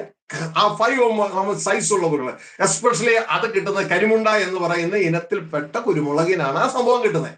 അപ്പോ എന്റെ പ്രിയ സഹോദരൻ, അപ്പൊ ആളുകൾ എന്ത് ചെയ്തു? കൂടുതൽ കരിമുണ്ട വയ്ക്കാൻ വേണ്ടി ശ്രമിക്കുക. അപ്പൊ എന്തിനാണോ മാർക്കറ്റ്, അതനുസരിച്ചിട്ടാണ് സംഭവം ഉണ്ടാക്കുന്നത്. ക്ലിയർ ആയോ? ഇതാണ് ഭൂമിയിൽ. ഇനി ഇതേപോലെ തന്നെയാണ് സ്വർഗത്തിൽ, ഇതേപോലെ തന്നെയാണ് കൃഷിക്കാരാണ് നമ്മൾ. നാം ദൈവത്തിന്റെ വചനം പറയുന്നു, നാം ദൈവത്തിന്റെ കൃഷിയാണെന്നാ പറയണേ. ദൈവത്തിന്റെ കൃഷി. ഹല്ലേലൂയ. കേട്ടിട്ടുണ്ടോ? വന്നേയോ 1 കൊരിന്ത്യർ 3-ാം അധ്യായം പല അനാലജികളും ഉപയോഗിക്കുന്നുണ്ട് ഇവിടെ. അതിൽ പറയുന്ന ഒരു കാര്യം എന്ന് പറയുന്നത്, 1 കൊരിന്ത്യർ 3-ാം അധ്യായം 9-ാം വാക്യത്തിൽ പറയുകയാണ്, നിങ്ങൾ ദൈവത്തിന്റെ കൃഷിയാണ്, ഞങ്ങൾ ദൈവത്തിന്റെ കൂട്ടുവേലക്കാർ, നിങ്ങൾ ദൈവത്തിന്റെ കൃഷി. അപ്പോ ഈ കൃഷിയില് ഒരു പ്രൊഡക്റ്റ് ഉണ്ടാക്കി, ആ കൃഷിയിലെ ഫലം ഉണ്ടാക്കി നമ്മൾ ആർക്കും കൂടെ കൊടുക്കണേ? ദൈവത്തിനൂടെ കൊടുക്കണേ. അപ്പൊ ദൈവം പറയുക, എനിക്കിത് വേണമെന്ന് പറഞ്ഞ പരിപാടി പോയി. അപ്പം മാർക്കറ്റ് ഉള്ളത് വേണം ഉണ്ടാക്കാനായിട്ട്. അതായത് മേടിക്കുന്ന ആൾക്ക് എന്താണോ മനസ്സിൽ താല്പര്യം അത് വേണം ഉണ്ടാക്കി കൊടുക്കാൻ. അല്ലെങ്കിൽ കുഞ്ഞെ, നിന്റെ കൃഷിയൊക്കെ വെറുതെയാ. കൊക്കോ കൃഷി ഇതുപോലെ ഇരിക്കും, നീ ഉണ്ടാക്കിക്കൊണ്ട് കൊടുത്തു, അവസാനം അതിന് യാതൊരു മാർക്കറ്റും ഇല്ലാണ്ടായിപ്പോയി. അവസാനം കൊക്കോ മരങ്ങളൊക്കെ വെട്ടിക്കളഞ്ഞു. കഴിഞ്ഞ വർഷം കൊക്കോന് വില കൂടി, അപ്പൊ ആളല്ല അവിടെ കൊക്കോ എടുത്തു വെച്ചു. അല്ലേ? ശ്രദ്ധിച്ചേ. അപ്പൊ എന്റെ പ്രിയ സഹോദരങ്ങളെ, ഇവിടെ നാം തിരിച്ചറിയേണ്ടത്, നമ്മുടെ മാർക്കറ്റ് ഇത് ചെയ്യുന്ന ആൾ തിരിച്ചറിയണം. നിങ്ങൾ കേട്ടിട്ടുണ്ട് സ്റ്റീവ് ജോബ്സിനെ കുറിച്ച്? കേട്ടിട്ടുണ്ട് സ്റ്റീവ് ജോബ്സ്? നിങ്ങൾ എയർപോർട്ടിലൂടെയൊക്കെ പോകുമ്പോൾ എയർപോർട്ടിലെ ബുക്ക് ഷോപ്പുകൾ നോക്കി കഴിഞ്ഞാൽ ഒരു മൊട്ടത്തലേന്റെ ഫേസ് ഉള്ള ഒരു ബുക്ക് ഉണ്ടാവും, ബ്ലാക്ക് ആൻഡ് വൈറ്റ് ഫ്രണ്ടിൽ വെച്ചിട്ടുണ്ടാവും. അത് സ്റ്റീവ് ജോബ്സിന്റെ തലയാണ്. ഒരു തലയുള്ള മനുഷ്യനായാണ്. അയാളാണ് ഈ ആപ്പിൾ കമ്പ്യൂട്ടർ, ഐഫോണിന്റെ ഒക്കെ പുറയിലുള്ള വിഷണറി. ചെറുവയസ്സിലെ ആള് മരിച്ചുപോയി, പാൻക്രിയാസിൽ ക്യാൻസർ വന്ന ആള് മരിച്ചുപോയി. അപ്പോ എന്റെ പ്രിയ സഹോദരങ്ങളെ, അദ്ദേഹത്തിന്റെ ഒരു പ്രിൻസിപ്പിൾ ആ പുസ്തകത്തിൽ രേഖപ്പെടുത്തിയിരിക്കുന്നത് ഇങ്ങനെയാണ്. അദ്ദേഹത്തിന്റെ ജയം, അതായത് മനുഷ്യർക്ക് എന്താണോ മനുഷ്യൻ ചിന്തിക്കുന്നത്, ആ മനുഷ്യന്റെ ചിന്ത മനുഷ്യന്റെ ഉൾത്തളത്തിൽ ഉദിക്കുന്നതിന് മുമ്പ് അത് ഈ പുള്ളിക്കാരൻ മനസ്സിലാക്കിയിട്ട്, മനുഷ്യന്റെ ചിന്തയിൽ നാളെ അവൻ ചിന്തിക്കാൻ പോണത് ഇന്നേ സ്റ്റീവ് ജോബ്സ് തന്റെ മനസ്സിൽ ചിന്തിച്ചിട്ട് അത് ഈ മനുഷ്യരുടെ കയ്യിൽ എത്തിച്ചു കൊടുക്കുക. അങ്ങനെയാണ് നമുക്ക് ഈ ടച്ച്, ഇങ്ങനെയുള്ള തിരുമൽ സ്ഫോണൊക്കെ ഇല്ലേ, ഇതൊക്കെ എത്തിയത്. ഇതൊക്കെ അദ്ദേഹമാണ് ആദ്യമേ കൊണ്ടുപോയി സപ്ലൈ ചെയ്യാനായിട്ട് തുടങ്ങിയത്. അപ്പൊ ഇതിന് നല്ല മാർക്കറ്റ്. അപ്പൊ അനേകർ ഇത് കോപ്പി എടുത്തു, അനേകർ അതേ രീതിയിൽ സെറ്റപ്പ് ചെയ്യാൻ തുടങ്ങി. അപ്പോ ഇപ്പോഴും ആപ്പിളിനും ഐഫോണിനും ഒക്കെ നല്ല മാർക്കറ്റാണ്. അപ്പൊ എന്റെ പ്രിയ സഹോദരങ്ങളെ, ഇതേപോലെ മനുഷ്യരുടെ ഹൃദയത്തിൽ നാളെ ഉദിക്കുമെന്ന് തോന്നുന്ന കാര്യങ്ങൾ ഇന്നേ ഉണ്ടാക്കിയിട്ട് അതവിടെ എത്തിക്കുമ്പോൾ നല്ല മാർക്കറ്റാണ്. അപ്പൊ നാളെ ഉദിക്കാൻ പോകുന്ന ചിന്തകൾ ഇന്നേ ഉണ്ടാക്കിക്കൊണ്ട് കൊടുക്കുകയാണ്. കാരണം മാർക്കറ്റ് മനുഷ്യനാണ്. മനുഷ്യൻ മേടിച്ചാൽ മാർക്കറ്റ് ഉള്ളൂ, മനുഷ്യൻ മേടിച്ചില്ലെങ്കിൽ മാർക്കറ്റ് ഇല്ല. ഇവിടെ നമ്മുടേത് മേടിക്കാൻ പോണതാരാ? സഭയിൽ ഉണ്ടാക്കുന്നത് മേടിക്കാൻ പോണതാരാ? യേശുക്രിസ്തു ഒരു ഇടനിലക്കാരനാണ്. യേശുക്രിസ്തു ഇത് വാങ്ങിച്ചിട്ട് തന്റെ ഫാക്ടറിയിലിട്ട് റെഡിയാക്കി അവസാനം പിതാവിനോട് കൊടുക്കണം. അത് തിരിച്ചറിഞ്ഞിട്ടുണ്ടോ? പിതാവ് പറയാം എനിക്ക് വേണ്ടെന്ന് പറഞ്ഞു കഴിഞ്ഞാൽ പുത്രൻ അതിനു മുമ്പ് ഇവിടെ റിജക്ട് ചെയ്യും. അപ്പൊ എപ്പോഴും ശ്രദ്ധിച്ചോളണം. ദൈവത്തിന്റെ വചനം പറയുന്നു, യേശുക്രിസ്തു ഈ ലോകമാകുന്ന കമ്പോളത്തിലേക്ക് ഇറങ്ങി സ്വർഗത്തിൽ നിന്ന്. ഒരു കമ്പോള ഭാഷയൊക്കെ പറയാണ്. ലോകമാകുന്ന കമ്പോളത്തിലേക്ക് ഇറങ്ങി, എന്നിട്ട് പ്രൊജക്റ്റിലേക്ക് വേണ്ടിയ റോ മെറ്റീരിയൽ കാണാതെ പോയ ആളുകളെ പറക്കി. യഹൂദന്മാരിൽ നിന്നും പിടിച്ചു, ജാതികളിൽ നിന്നും എടുത്തു. ആ തോട്ടത്തിൽ നിന്ന് കുറച്ച് കുരുമുളക് വാങ്ങി, ഈ തോട്ടത്തിൽ നിന്ന് കുറച്ച് കോഫിയും വാങ്ങി എന്നത് പറഞ്ഞതുപോലെ ഇതാ യേശുവിന് ജാതികളിൽ നിന്നും ഇറക്കി. അതോടൊപ്പം തന്നെ യഹൂദന്മാരിൽ നിന്നും റോ മെറ്റീരിയൽ സ്വീകരിച്ചു. എന്നിട്ട് തന്റെ ഫാക്ടറി ആയ സഭയിലേക്ക് കൊണ്ടുവന്നു. ചുമ്മാന്നും കൊടുക്കോ? ലോകമാണെന്ന് മാർക്കറ്റിൽ ചെന്നപ്പോ ഡോളറും യൂറോയും ഒന്നും അല്ല കൊടുത്തത്, പകരം കൊടുത്തത് തന്റെ രക്തമാണ്. രക്തം കൊടുത്ത് നിങ്ങളെയൊക്കെ വിലയ്ക്ക് വാങ്ങിയിട്ട് സഭയാകുന്ന തന്റെ ഫാക്ടറിയിലേക്ക് നിങ്ങളെയൊക്കെ കൊണ്ടുവന്നു. സഭയാകുന്ന തന്റെ ഫാക്ടറിയിലേക്ക് കൊണ്ടുവന്നിട്ട് പ്രവർത്തനം തുടങ്ങാനായിട്ട് ഏൽപ്പിച്ചു കൊടുത്തപ്പോൾ വരുന്നടാ ഇതിന്റെ ഇടയിൽ നിന്ന് കൊടിയ ആട്ടിൻകൂട്ടങ്ങൾ. പാസ്റ്ററാണെന്ന് പോലും, പാസ്റ്റർ, ഞാനാ അപ്പസ്തോലൻ, ഞാനാണ് പാസ്റ്റർ, ഞാൻ സുവിശേഷകൻ എന്ന് പറഞ്ഞ് ഇതുങ്ങള് ഇറങ്ങിയിട്ട് ഇതുങ്ങൾ ആ ഫാക്ടറി നശിപ്പിച്ചു. ഈ റോ മെറ്റീരിയലിനെ മൊത്തം അവസാനം അപ്പന് വേണ്ടത് ദേവപുത്രന്മാരെയാ. അപ്പന് വേണ്ടത് ദേവപുത്രന്മാരെ. ഇവര് കുറെ പേര് ഇവരെ കത്തോലിക്കനാക്കി, കുറെ പേര് CSI കാരനാക്കി, കുറെ പേരെ ബ്രദറിനാക്കി, കുറെ പേരെ പെന്തക്കോസ്തുകാരനാക്കി, പിന്നെ റിവൈവൽ പെന്തക്കോസ്തുകാരുണ്ടാക്കി, അങ്ങനെ കുറെ ഉണ്ടാക്കി. അവസാനം അപ്പന് വേണ്ടതൊന്നും ഇല്ല. ഇതിന് വളരെ കുറച്ച് പേര് മാത്രം ഇതിന്റെ ഉള്ളിൽ നിന്ന് വിശുദ്ധ ബൈബിളിലൂടെ സത്യം തിരിച്ചറിഞ്ഞ് സത്യം നടക്കുന്ന ഏതാനും പേര്, വിളിക്കപ്പെട്ട ഓരോ അനേകം, തെരഞ്ഞെടുക്കപ്പെട്ട ഓരോ ചുരുക്കം. ഹല്ലേലൂയ. അപ്പന് വേണ്ടത് CSI കാരനെ അല്ല, കത്തോലിക്കനെ അല്ല, പെന്തക്കോസ്തുകാരനെ അല്ല, ബ്രദറൻകാരനെ അല്ല. അപ്പന് വേണ്ടത് ദൈവപുത്രന്മാരെയാണ്, ദൈവപുത്രന്മാരെ. അത് സഭയാവുന്ന ഈ ഫാക്ടറിയിൽ വെച്ച് റെഡിയാക്കി വരണം. ഏത് സഭയുണ്ടെങ്കിൽ റെഡിയാക്കി കൊണ്ടുവരുന്നത്? അങ്ങനെയുള്ള സഭകളുണ്ടെങ്കിലാണ് അവർക്കായി ദൈവത്തിന് സ്തോത്രം ചെയ്യുക. അവസാനം ജയിച്ചാൽ ഈ ഫാക്ടറിയിൽ ഇതാ നേരത്തെ നിങ്ങൾ പറഞ്ഞു, സിഗരറ്റിന്റെ ഫാക്ടറി, കൊക്കക്കോള പോലത്തെ മാംഗോ ജ്യൂസ് ഉണ്ടാക്കുന്ന ഫാക്ടറി, ഇങ്ങനെ ഒരു ഫാക്ടറിയുടെ പേര് ഞാൻ ഇപ്പോൾ ഓർക്കുന്നു, സ്റ്റാർ എന്ന് പറയുന്ന ഒരു ഫാക്ടറി. എനിക്ക് തോന്നുന്നു സ്റ്റാർ ജ്യൂസും അങ്ങനെ എന്തൊക്കെയാണ് തോന്നുന്നു. അങ്ങനെ പല പല ഫാക്ടറി. ഈ ഫാക്ടറിയിൽ അവസാനം പല പല കൺവെയർ ഉണ്ട്. ഈ കൺവെയറിൽ കൂടി ഇത് കറങ്ങി കറങ്ങി കറങ്ങി കറങ്ങി കറങ്ങി അവസാനം അതിന്റെ ലേബലിംഗ് കഴിഞ്ഞ് ഗ്യാപ്പിങ്ങും കഴിഞ്ഞ് ഇത് എല്ലാം റെഡിയായി ജയിച്ചു വന്നാലേ അവന് മാർക്കറ്റിലേക്ക് വിടത്തുള്ളൂ. ഇതേപോലെ തന്നെ ഈ സഭയിലേക്ക് കയറി കഴിഞ്ഞാൽ അവിടെ പരിപാടി നടക്കണം. ഇതാ യേശു പറഞ്ഞ, ചേർത്ത ശേഷം നിങ്ങൾ അവനെ ആരാക്കി മാറ്റുന്നു. അപ്പൊ ഞങ്ങൾ വചനമല്ലേ പ്രസംഗിച്ച? അതെ, നിങ്ങൾ പ്രസംഗിച്ചവൻ വന്നു, അവൻ സഭയുടെ അകത്ത് വന്നു. പക്ഷെ ചേർന്ന ശേഷം നിങ്ങൾ അവനെ ആരാക്കി മാറ്റുന്നു. അവനെ ലോകത്തിലെ കാര്യങ്ങളൊക്കെ അറിയിച്ച്, സഭയിലെ കുറെ കാര്യങ്ങളൊക്കെ അറിയിച്ച്, ഒരു പശുവിനെ പശുത്തൊഴുത്തിലേക്ക് കൊണ്ടുവരുന്നത് പോലെ അവനെ കറന്നുകൊണ്ടിരിക്കുകയാണോ, അതോ അവനെ ആക്കി മാറ്റുകയാണോ? ഈ മനുഷ്യ മകനെ ദൈവമകനാക്കി മാറ്റുകയാണോ? വ്യക്തമായി നമ്മളിത് തിരിച്ചറിയണം. നമ്മളുടെ ഈ ജീവിതകാലം കുറച്ച് നേരേ ഉള്ളൂ. ദൈവം കളിതമാശ കാണിക്കാൻ വേണ്ടിയല്ല നമ്മളെങ്ങോട്ട് ഇറക്കി വിട്ടത്. വ്യക്തതയോടെ തിരിച്ചറിയുക. സാക്ഷികളുടെ ഇത്ര വലിയ സമൂഹം ചുറ്റും നിൽക്കുമ്പോ സാക്ഷികളെ ഒരുവനെ പോലും നോക്കരുത്. വിശ്വാസത്തിന് നായകനും പൂർത്തിവെക്കുന്ന യേശുവെ നോക്ക്. യേശുവിന്റെ പദ്ധതി തിരിച്ചറിഞ്ഞിട്ട് ആ യേശുവിനെ അനുഗമിച്ച് യേശുവിന്റെ തലയോളം വളർന്ന് ലക്ഷ്യത്തിലെത്താൻ നോക്ക്, പിതാവിന്റെ ഭവനത്തിലെത്താൻ നോക്ക്.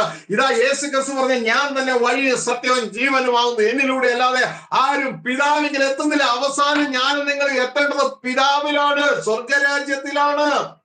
ഇതാ യേശു പറഞ്ഞത്, നിങ്ങൾക്ക് സ്വർഗരാജ്യം, ദേവദാസന്മാർക്ക് പറയാ, നിങ്ങൾക്ക് സ്വർഗരാജ്യം അടച്ചു കളയുന്നു. സ്വർഗരാജ്യം അടയ്ക്കാൻ വേണ്ടിയല്ല, അടഞ്ഞ സ്വർഗരാജ്യത്തിലേക്ക് ഇവരെ തുറന്ന് അതിൽ കയറ്റാൻ വേണ്ടിയാണ് ദൈവം നമ്മളെ അപ്പോയിന്റ് ചെയ്തത്. ഇത് വ്യക്തതയോടെ നാം തിരിച്ചറിയണം. അടഞ്ഞ സ്വർഗരാജ്യം നമ്മൾക്ക് അടഞ്ഞ ആദം ഹവ്വ ദമ്പതികൾക്ക് നമ്മൾ പുറത്തിറക്കി വിട്ട ആ മണ്ഡലത്തിലേക്ക്, അതിനേക്കാൾ ഉപരിയായി ആത്മമണ്ഡലത്തിലേക്ക് നമ്മളെ പ്രവേശിപ്പിക്കാനാണ് ദൈവത്തിന്റെ ആഗ്രഹം. അതിനുവേണ്ടിയാണ് ക്രിസ്തുവിൽ നമ്മളെ തെരഞ്ഞെടുക്കുന്നതും നമ്മളെ പറഞ്ഞ് ഒരുക്കിയെടുക്കുന്നതും. എന്റെ പ്രിയ സഹോദരങ്ങളെ, സംഭവം പ്രൊഡക്റ്റ് മാർക്കറ്റ് ഇല്ല എങ്കിൽ യാതൊരു കാര്യവുമില്ല. ഞാൻ ഒരിക്കല് സോഴ്സിങ്ങിന് വേണ്ടി പലയിടത്തും പോയി. ടോണർ എന്ന് പറഞ്ഞാൽ ഫോട്ടോകോപ്പി മെഷീൻ ഉപയോഗിക്കുന്ന മെഷീയുടെ പേരാണ് ടോണർ. ഞാൻ അതിന്റെ സപ്ലൈ ഉണ്ട്. അപ്പോ അതിന്റെ സോഴ്സിങ്ങിന് വേണ്ടി ഞാൻ പല രാജ്യങ്ങൾക്ക് ഇറങ്ങിയാണ്. സിംഗപ്പൂർ ഹോങ്കോങ്ങിൽ പോയി, ചൈനയിൽ പോയി, പലയിടത്തും പോയി, പല സാമ്പിൾസും ഒക്കെ കൊണ്ടുപോകും. പല മെഷീനറികളും ഇതിനു വേണ്ടി ഫില്ല് ചെയ്യാനുള്ള മെഷീനറി പലതും കൊണ്ട്. എന്നെ ഒരിക്കലും സിംഗപ്പൂരിൽ നിന്ന് ടോണർ സാമ്പിൾ കൊള്ളാമെന്ന് എനിക്ക് മനസ്സിലായി. ഞാൻ അവിടുന്ന് സാധനം ഇറക്കി. ആ ദുബായ് എയർപോർട്ടിൽ, ദുബായ് ജബൽ അലി പോർട്ടിൽ ഇറങ്ങി. ഞാൻ അവിടെ നിന്ന് എടുത്തു, സപ്ലൈ ചെയ്തു. അങ്ങനെ UAE-യിലും അബുദാബിയിലും ഷാർജയിലും റാസൽ ഖൈമയിലും പിന്നെ മറ്റു പല സ്ഥലങ്ങളിൽ ഈ സാധനം ഞാൻ സപ്ലൈ ചെയ്ത എൻഡ് യൂസേഴ്സിനല്ല, കച്ചവടക്കാർക്ക്. അപ്പൊ നല്ല സാധനം, അതിന് വീണ്ടും വീണ്ടും ഓർഡർ വന്നു. അപ്പൊ ഞാൻ വീണ്ടും ഇറക്കി. പക്ഷേ ഇറക്കിക്കൊണ്ടിരിക്കുന്നതിനിടയ്ക്ക് സംഭവം പാളി. എനിക്ക് പെട്ടെന്ന് ഓർമ്മ വരുന്നത് അപ്പോസ്തലപ്രവൃത്തി 20:25-29 20-25 പറയുന്നു, നിങ്ങളുടെ ഇടയിൽ ദൈവരാജ്യം പ്രസംഗിച്ചുകൊണ്ട് നടന്നവനായ ഞാൻ. പൗലോസിനെ കുറിച്ച് പറയുന്നത്. 29-ാം വാക്യം പറയുന്നു, ഞങ്ങൾ പോയ ഉടനെ കൊടിയ ചെന്നായ്ക്കൾ വന്ന് ശിഷ്യന്മാരെ തങ്ങളുടെ പിന്നാലെ വലിച്ചുകൊണ്ടു പോകും. അതാ അവര് പോയപ്പോ നടന്നത്. പിന്നെ ദൈവരാജ്യ പ്രസംഗമൊന്നും ഇല്ലാണ്ടായി. ഓക്കെ, അപ്പോ പ്രിയ സഹോദരങ്ങളെ, ഇതേപോലെ ആദ്യം നല്ലതങ്ങ് വന്നു. അതിനുശേഷം ഞാൻ പിന്നെ അത്ര ചെക്ക് ചെയ്തില്ല. ഒരു കണ്ടെയ്നർ സാധനം വന്നു കഴിഞ്ഞപ്പോ അത് ഞാൻ സപ്ലൈ ചെയ്തു. അബുദാബിക്ക് പോയി, ഷാർജയ്ക്ക് പോയി, എല്ലാവരും ഒരേപോലെ കംപ്ലൈന്റ് ചെയ്യാൻ തുടങ്ങി. പാസ്റ്റർ എന്നല്ലല്ലോ അവിടെ എന്നെ വിളിക്കുന്നത്, അല്ലെ? സാറ് അയച്ച ടോളർ, ആദ്യത്തെ ടോളർ നല്ലതായിരുന്നു. പക്ഷെ ഇപ്പൊ ഇടുമ്പോ കുറച്ച് ഫോട്ടോകോപ്പി എടുത്തു കഴിയുമ്പോ കറുത്ത ഷെയ്ഡ് വരുന്നു. അത് ഒരിടന്ന് മാത്രമല്ല, എല്ലായിടത്തും. ഇവ ഞങ്ങളുടെ പേഴ്സണൽ ഞങ്ങൾ ലീസ് കൊടുത്ത മെഷീൻ ഉപയോഗിച്ചപ്പോൾ ഇത് തന്നെ സംഭവം. എന്താ സംഭവം? ആദ്യം കുറച്ച് അവര് എന്റെ മാർക്കറ്റ് പിടിച്ചു. സിംഗപ്പൂരുകാര് എന്റെ മാർക്കറ്റ് പിടിച്ചതിന് ശേഷം അവര് അടുത്ത ഷിപ്പിൽ കയറ്റിയത് കുറഞ്ഞ ക്വാളിറ്റി കുറഞ്ഞ സാധനം കയറ്റിവിട്ടു. മനസ്സിലായോ? അതോടുകൂടെ അവരുടെ മാർക്കറ്റ് തീർന്നു. ഞാൻ പിന്നെ വാങ്ങിച്ചില്ല.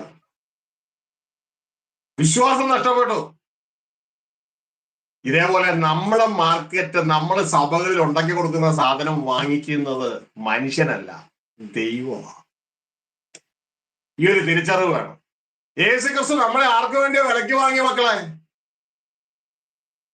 വെളിപ്പാട് പുസ്തകം 5:9-10 വായിച്ചാൽ സൗകര്യം എടുത്തോളൂ. വെളിപ്പാട് പുസ്തകം 5:9-10 വാക്യങ്ങൾ വായിച്ചാൽ അവരെ എഴുതിയിരിക്കുകയാണ്, സർവഗോത്രത്തിലും ഭാഷയിലും വംശത്തിൽ നിന്നുള്ളവരെ നമ്മളെ ദൈവത്തിനായി വിലയ്ക്ക് വാങ്ങിയെന്ന്. ദൈവം പറയുക, എനിക്ക് വേണ്ടെന്ന് പറഞ്ഞാലോ പരിപാടി പൂട്ടിയില്ലേ? എനിക്ക് വേണ്ട എന്ന് പറഞ്ഞ പരിപാടി പൂട്ടി. ഇവനെ എന്റെ കുടുംബത്തിൽ കയറ്റാൻ കൊള്ളത്തില്ലെന്ന് പറഞ്ഞാൽ പരിപാടി പൂട്ടിയില്ലേ? നമുക്കറിയാം പലരെയും. ഒരിക്കലും ഒരാള് ഇവിടെ സംസാരിച്ചപ്പോ അദ്ദേഹം പറയാ, ആ 2 എണ്ണത്തിനുണ്ടല്ലോ കുടുംബത്തിൽ കയറ്റാൻ കൊള്ളത്തില്ല. എന്താ കാര്യം? ഇവരെ കയറ്റിയാൽ എന്റെ കുടുംബം കലങ്ങും എന്നുള്ളത് ഉറപ്പാണ്. അവരെ കയറ്റി അവര് വാ തുറക്കും. വാ തുറക്കണത് വേറൊരുത്തന്റെ കാര്യം പറയുന്നതായിരിക്കും. അതോടുകൂടെ എന്റെ കുടുംബം കലങ്ങും. ഇത് നിങ്ങളെ കുടുംബത്തിൽ കയറ്റാൻ കൊള്ളത്തില്ല. ഇതേപോലെ ദൈവ കുടുംബത്തിൽ കയറ്റാൻ നമ്മൾ കൊള്ളാവുന്നവരായി തീരണ്ടേ? യേശുക്രിസ്തു വിലയ്ക്ക് വാങ്ങിയത് നമ്മളെ ദൈവത്തിനായിട്ടാ, തന്റെ അപ്പന് വേണ്ടിയാ. വായിച്ച് വെളിപ്പാട് 5:9-10. പുസ്തകം വാങ്ങുവാനും അതിന്റെ മുദ്ര പൊട്ടിപ്പാനും നീ യോഗ്യൻ. നീ അറുക്കപ്പെട്ടു. നിന്റെ രക്തം കൊണ്ട് സർവ്വഗോത്രത്തിലും ഭാഷയിലും വംശത്തിലും ജാതിയിലും നിന്നുള്ളവരെ ദൈവത്തിനായി വിലയ്ക്ക് വാങ്ങി. ഞങ്ങളുടെ ദൈവത്തിന് അവരെ രാജ്യവും പുരോഹിതന്മാരുമാക്കി വെച്ചു. അവർ ഭൂമിയിൽ വാഴുന്നു എന്നൊരു പുതിയ പാട്ട് അവർ പാടുന്നു. മനസ്സിലാവുന്നുണ്ടോ പ്രിയ സഹോദരങ്ങളെ? യേശുക്രിസ്തു തന്റെ രക്തം കൊണ്ട് സർവഗോത്രത്തിലും ഭാഷയിലും വംശത്തിലും ജാതിയിൽ നിന്നുള്ളവരെ ദൈവത്തിനായി വിലയ്ക്ക് വാങ്ങി. ആർക്കായി വിലയ്ക്ക് വാങ്ങി? ദൈവത്തിനായി വിലയ്ക്ക് വാങ്ങി. ആ ദൈവം പറയും, എനിക്ക് വേണ്ടെന്ന് പറഞ്ഞ പരിപാടി കൂട്ടിയില്ലേ? അതാണ് മത്തായി 7:21-22-23 കാണുന്നത്. എന്റെ അപ്പന് വേണ്ട, ഗെറ്റ് ഔട്ട്. ഞാൻ ഒരു കാലത്ത് നിങ്ങളെ അറിഞ്ഞിട്ടില്ല, സ്വർഗരാജ്യത്തിന് പ്രവേശനമില്ല. നിങ്ങളെ യേശുവിനെ കർത്താവായി വിളിച്ചു. സോൻസോ ഓസ്ട്രേലിയയിലെ സഭയിലെ, എറണാകുളത്തെ സഭയിലെ, ഇതാ ദുബായിലെ സഭയിലെ, ഷാർജയിലെ സഭയിലെ ആളായിരിക്കും നീ. പക്ഷെ എന്റെ അപ്പന് വേണ്ട നിന്നെ. നീ യേശുവിനെ കർത്താവായി സ്വീകരിച്ചു അല്ലേ? എന്റെ അപ്പന് വേണ്ട നിന്നെ. ഓ, നിങ്ങൾ സ്വർഗരാജ്യം പ്രസംഗിച്ചു, നിങ്ങൾ ഭൂതങ്ങളെ പുറത്താക്കി, ഇത് രോഗികളെ സൗഖ്യമാക്കി പ്രവചിച്ചു. എന്റെ അപ്പന് വേണ്ട, ഗെറ്റ് ഔട്ട്. ഞാൻ ഒരു കാലം നിങ്ങളെ അറിഞ്ഞിട്ടില്ല, ഔട്ട്. എന്റെ അപ്പന് വേണ്ട. അപ്പന് വേണ്ടിയാണ് ഞാൻ നിങ്ങളെ വിലയ്ക്ക് വാങ്ങിയത്. അവസാനം ഞാൻ നിങ്ങളെ സഭയിൽ വെച്ച് ഒരുക്കി റെഡിയാക്കി, കറയും ചുളുക്കവും ഒന്നും ഇല്ലാതെ റെഡിയാക്കി എന്റെ അപ്പനോട് കൊടുക്കണം. സ്വന്തം രാജ്യക്കാരായി നിങ്ങളെ എന്റെ അപ്പന്റെ രാജ്യക്കാരാക്കി രാജ്യവും പുരോഹിതന്മാരും ആക്കിയല്ലേ ആക്കിയിട്ട് വേണം കൊണ്ടു കൊടുക്കാൻ. നിങ്ങൾ സ്വന്തം രാജ്യക്കാരായി ഇന്നും അധർമ്മം പ്രവർത്തിക്കുന്നവരാണ് ഇപ്പോഴും. കേട്ടോ, ഞാൻ നിങ്ങളെ അറിഞ്ഞിട്ടില്ല. എന്റെ അപ്പന് വേണ്ട നിങ്ങളെ. ഞാൻ വിലക്ക് വാങ്ങിയത് അപ്പന് വേണ്ടിയാ. അവസാനം ഞാൻ നിങ്ങളെ ദൈവരാജ്യമാക്കി എന്റെ അപ്പന് രാജ്യം കൈമാറണം. അതാണ് ഫസ്റ്റ് Corinthians 15:24 മുതൽ എഴുതിയേക്കണേ. നമ്മളെ ഓരോരുത്തരും അപ്പനെ കൈമാറണം. അപ്പന് വേണ്ടി നമ്മളെ വിലക്ക് വാങ്ങിയേ. ഇന്ന് അപ്പനെ ഒഴിവാക്കി പുത്രനെ കൊണ്ടുവന്ന് സ്തുതി ആരാധന നടത്തുന്ന ഈ കൂട്ടരാണോ അവിടെ കയറാൻ പോണേ? എന്റെ പ്രിയ സഹോദരങ്ങളെ, ബൈബിളിലെ സന്ദേശം വ്യക്തമായിട്ട് തിരിച്ചറിയുക. പുത്രനുടെ ബഹുമാനം കൊടുക്കുക. പുത്രനാണ് സർവ്വ പ്രപഞ്ചത്തിന്റെ രാജാവ്, ഫാദേഴ്സ് ബിസിനസിന്റെ CEO. നമ്മൾ ആരെയാ കാണാൻ പോകുന്നേ? മനുഷ്യരാരും കാണാത്ത, കാണാൻ കഴിയാത്ത, താൻ മാത്രം അമർത്തുന്ന അടുത്തുവിടാൻ കഴിയാത്ത പ്രകാശത്തിൽ വസിക്കുന്ന അത്യുന്നതനായ ദൈവത്തെയാണ് നാം കാണാൻ പോകുന്നത്. അബ്ബാ പിതാവേ എന്ന് വിളിക്കുന്ന പുത്രത്വത്തിന്റെ ആത്മാവിനെ നമുക്ക് നൽകിയത്. കള്ള പ്രവാചകന്മാർ സഭയുടെ അടിയിലേക്ക് ഇടിച്ചു കയറിയിട്ട് അവർ സഭയുടെ മെയിൻ സ്ഥാനങ്ങൾ കയറിയിരുന്ന് എല്ലാത്തിനെയും അവരുടെ കീഴിലാക്കി. ഈ നാളുകളില് ദൈവത്തെ അറിയുന്ന ജനം ഉറച്ചു നിന്ന് വീര്യം പ്രവർത്തിക്കും. കാരണം അവരുടെ പുറകിൽ പ്രവർത്തിക്കുന്നത് മരണമുള്ള ജഡഭുജങ്ങളല്ല, മരണമില്ലാത്ത സ്വർഗസ്ഥ പിതാവും മരണത്തെ ജയിച്ചുയർത്തെഴുന്നേറ്റ കർത്താവ് യേശുവാ. ഹല്ലേലൂയ. ഈ നാളിൽ തിരിച്ചറിയുക.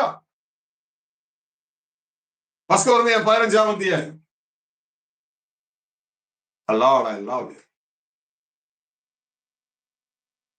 24 വാക്യം വായിച്ചേ. 24-26. Lord, I love you. 15-24-26. അവസാനം എന്താണ് സംഭവിക്കാൻ പോണേ? പിന്നെ അവസാനം അന്നവൻ എല്ലാ വാഴ്ചയ്ക്കും അധികാരത്തിനും ശക്തിക്കും നീക്കം വരുത്തിയിട്ട് രാജ്യം പിതാവായ ദൈവത്തെ ഏൽപ്പിക്കും. ഒടുക്കത്തെ ശത്രുവായിട്ട് മരണം നീങ്ങിപ്പോകും. അവൻ സകല ശത്രുക്കളെ കാൽ കീഴാക്കുവാനും വാഴേണ്ടതാകുന്നു. ശ്രദ്ധിച്ചേ, അവിടെ എഴുതിയിരിക്കുകയാണ് പിന്നെ അവസാനം അന്ന് അവൻ എല്ലാ വാഴ്ചയ്ക്കും അധികാരത്തിനും ശക്തിക്ക് നീക്കം വരുത്തിയിട്ട് രാജ്യം പിതാവായ ദൈവത്തെ ഏൽപ്പിക്കുക. അതിന്റെ അർത്ഥം ഏറ്റവും അവസാനം നമ്മളെ ആർക്കു വേണ്ടി യേശു വിലയ്ക്ക് വാങ്ങിയോ ആ അപ്പന്റെ കയ്യിലേക്ക് ഏൽപ്പിക്കും. എടുത്താൻ കിട്ടിയ അപ്പോ നമ്മളെ നമ്മുടെ സ്വന്തം രാജ്യക്കാരായിരിക്കുന്ന നമ്മളെ സ്വന്തം രാജ്യക്കാരായിട്ടല്ല ദൈവരാജ്യക്കാരാക്കി നമ്മളെ മാറ്റും. ഹല്ലേലൂയ. നമ്മളെ ദൈവരാജ്യക്കാരാക്കി മാറ്റും. അത് കഥ പറയാൻ കുറെ ഉണ്ട്, അങ്ങോട്ടേക്ക് നമ്മൾ പോകുന്നില്ല. എങ്ങനെ ആക്കൂന്നൊക്കെ അതൊക്കെ സഭയുടെ ഉള്ളിൽ പ്രൊഡക്ഷനിൽ അതൊക്കെ സംഭവിക്കണം. അല്ലെങ്കിൽ സഭയാണ് ഫാക്ടറി. ഓരോ സഭകളും ദൈവത്തിന്റെ ഓരോരോ ഫാക്ടറികളാണ് ക്രിസ്തുവിനുള്ളത്. പക്ഷെ സഭയെ ഇന്ന് പിശാചി പിടിച്ചു. കള്ള പ്രവാചകന്മാർ അതിൻ്റെ ഉള്ളിൽ കയറിയിട്ട് അവരുടേതാക്കി പ്രൊഡക്ഷൻ തെറ്റാക്കി ദൈവം എടുക്കുന്ന പ്രൊഡക്റ്റ് അല്ല ഇന്നുണ്ടാക്കി കൊണ്ടുപോകണേ. ഇത് മനുഷ്യരാജ്യം തന്നെ. സഭയിലുള്ള ഗ്രൂപ്പിസമാണ്. മനുഷ്യന്റെ ഗ്രൂപ്പിസം, ചാക്കോയുടെ ഗ്രൂപ്പ്, അന്നപ്പന്റെ ഗ്രൂപ്പ്, രണ്ടും കൂടി അടി. ഹല്ലേലൂയ. ഇതൊന്നും ദൈവരാജ്യമല്ല, ചാക്കോ രാജ്യവും അന്നപ്പൻ രാജ്യവും. ആ കക്ഷി ഈ കക്ഷി ഇതൊക്കെ ഉണ്ടാക്കിക്കൊണ്ടുപോയാൽ അവിടെ എടുക്കത്തില്ല. എന്റെ പൊന്നു മക്കളെ, യേശുക്രിസ്തു നമ്മളെ തന്റെ ചങ്കിലെ ചോര കൊടുത്ത് വിലയ്ക്ക് വാങ്ങിയതാ. ഏതെങ്കിലും ഈ ഭൂമിയിലെ ഡിനോമിനേഷന് വേണ്ടിയല്ല, ദൈവത്തിനായ വിലയ്ക്ക് വാങ്ങി. ദൈവത്തിനായ വിലയ്ക്ക് വാങ്ങി. ഇത് തിരിച്ചറിയുക. ഈ ഭൂമിയിൽ ഈ കണ്ണിക്കാരൻ ജീവിതമല്ല ജീവിതം. ഇത് ജീവിതമല്ല, ഇത് യഥാർത്ഥ ജീവിതത്തിലേക്ക് കയറാനുള്ള പ്രവേശന പരീക്ഷ മാത്രമാണിത്. ഇവിടെ ദൈവം അല്പമേ തരും. അല്പത്തിൽ വിശ്വസ്തനായ യഥാർത്ഥ ജീവിതത്തിൽ അധികത്തിൽ നമ്മളെ വിചാരകന്മാരാക്കും. ഇത് വ്യക്തതയോടെ മനസ്സിലാക്കുക, തിരിച്ചറിയുക, അതിലേക്ക് കടന്നു വരിക. ഗ്രൂപ്പിസം പിടിച്ചോണ്ടിരുന്നിട്ട് ഒരു കാര്യമില്ല. ഞങ്ങൾ ഇന്ന ഗ്രൂപ്പുകാരാ, നിങ്ങൾ ഇന്ന ഗ്രൂപ്പുകാരാ. ഈ പറഞ്ഞ ഒരു ഗ്രൂപ്പ് സ്വർഗത്തിലില്ല. നമുക്ക് പ്രവേശിക്കേണ്ട സ്വർഗരാജ്യത്തിലേക്കാ. ഇപ്പോൾ ഇവിടുത്തെ ശ്വാസം തീരും. ഇത് വ്യക്തതയോടെ മനസ്സിലാക്കുക.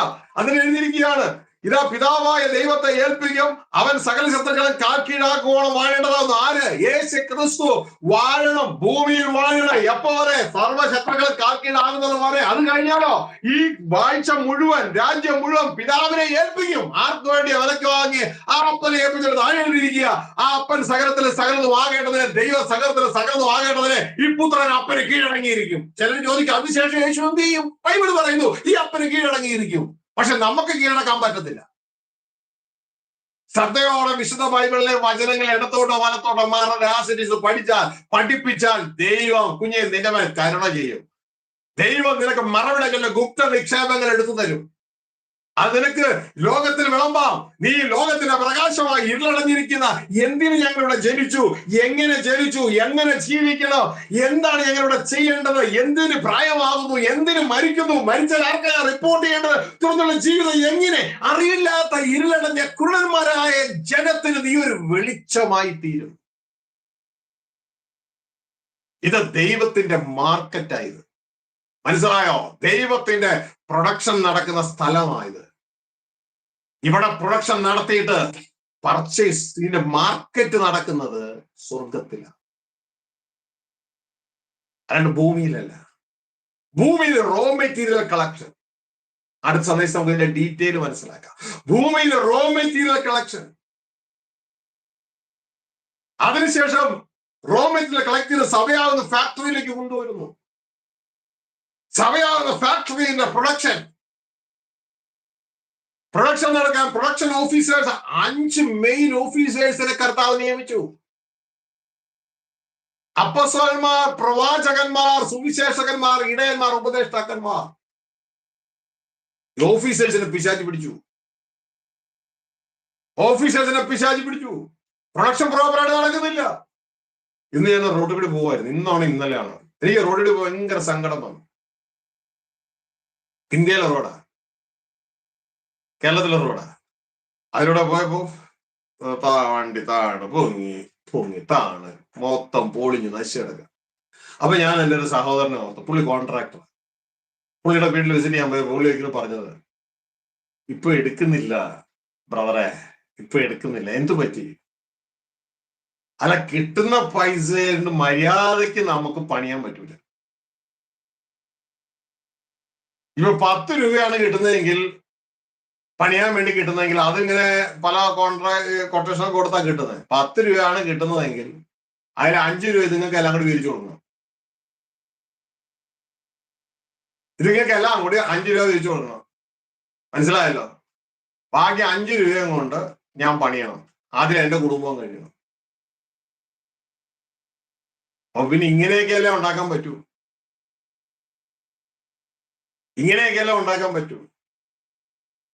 അദ്ദേഹത്തിന്റെ കാര്യത്തിൽ അതുകൊണ്ട് ഇപ്പൊ അതിന് പണിയൊന്നും എടുക്കുന്നില്ലെന്നുള്ള രീതിയിലായി. അത് റോഡിന്റെ കാര്യം. സഭയുടെ കാര്യം അതിലും ഗതികേടാ.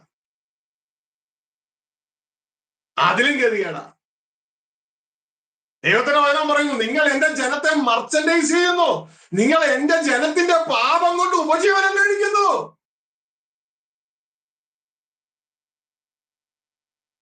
ഹല്ലേലൂയ. എന്റെ മക്കളെ, ഇത് തീക്കളിയല്ല, അതിന്റെ അപ്പുറത്തെ കളിയാണ്. ഹല്ലേലൂയ. നമ്മൾ വ്യക്തതയോടെ ഈ കാര്യം മനസ്സിലാക്കണം. O father, we thank you. Hoshea പ്രവാചകന്റെ പുസ്തകം അതിന്റെ 4-ാം അധ്യായം 8-ാം വാക്യത്തിൽ എഴുതിയിരിക്കുന്ന കാര്യം ഞാൻ വായിക്കണില്ല. ഞാൻ വായിച്ചു കഴിഞ്ഞപ്പോ നിങ്ങൾ പറയാതെ ചിലപ്പോ അങ്ങനെ ഇല്ലെന്ന്. ആ സൗകര്യം തന്നെ വായിക്കട്ടെ. 4:8 വായിച്ചു. ഹോശേയ 4:8 വായിച്ചു.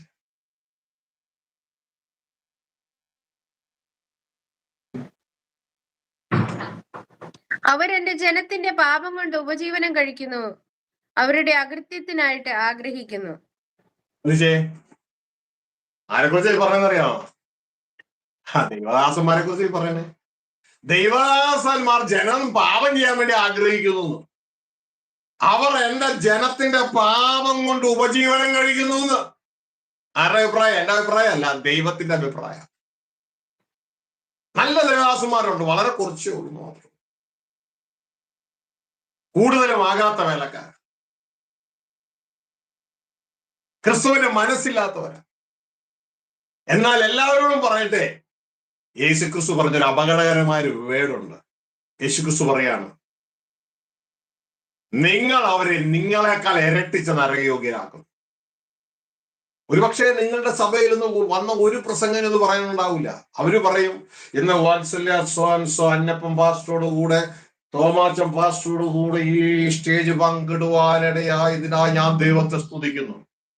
പക്ഷെ സാക്ഷാൽ യേശു ആണ് ഒരിക്കലും അവിടെ ഒന്ന് പ്രസംഗിക്കുന്നെങ്കിൽ ഒന്ന് ചിന്തിച്ചു നോക്കിയേ. സാക്ഷാൽ യേശു മത്തായി 21 പ്രസംഗിച്ചേ. യേശു എന്നാ പറഞ്ഞേ?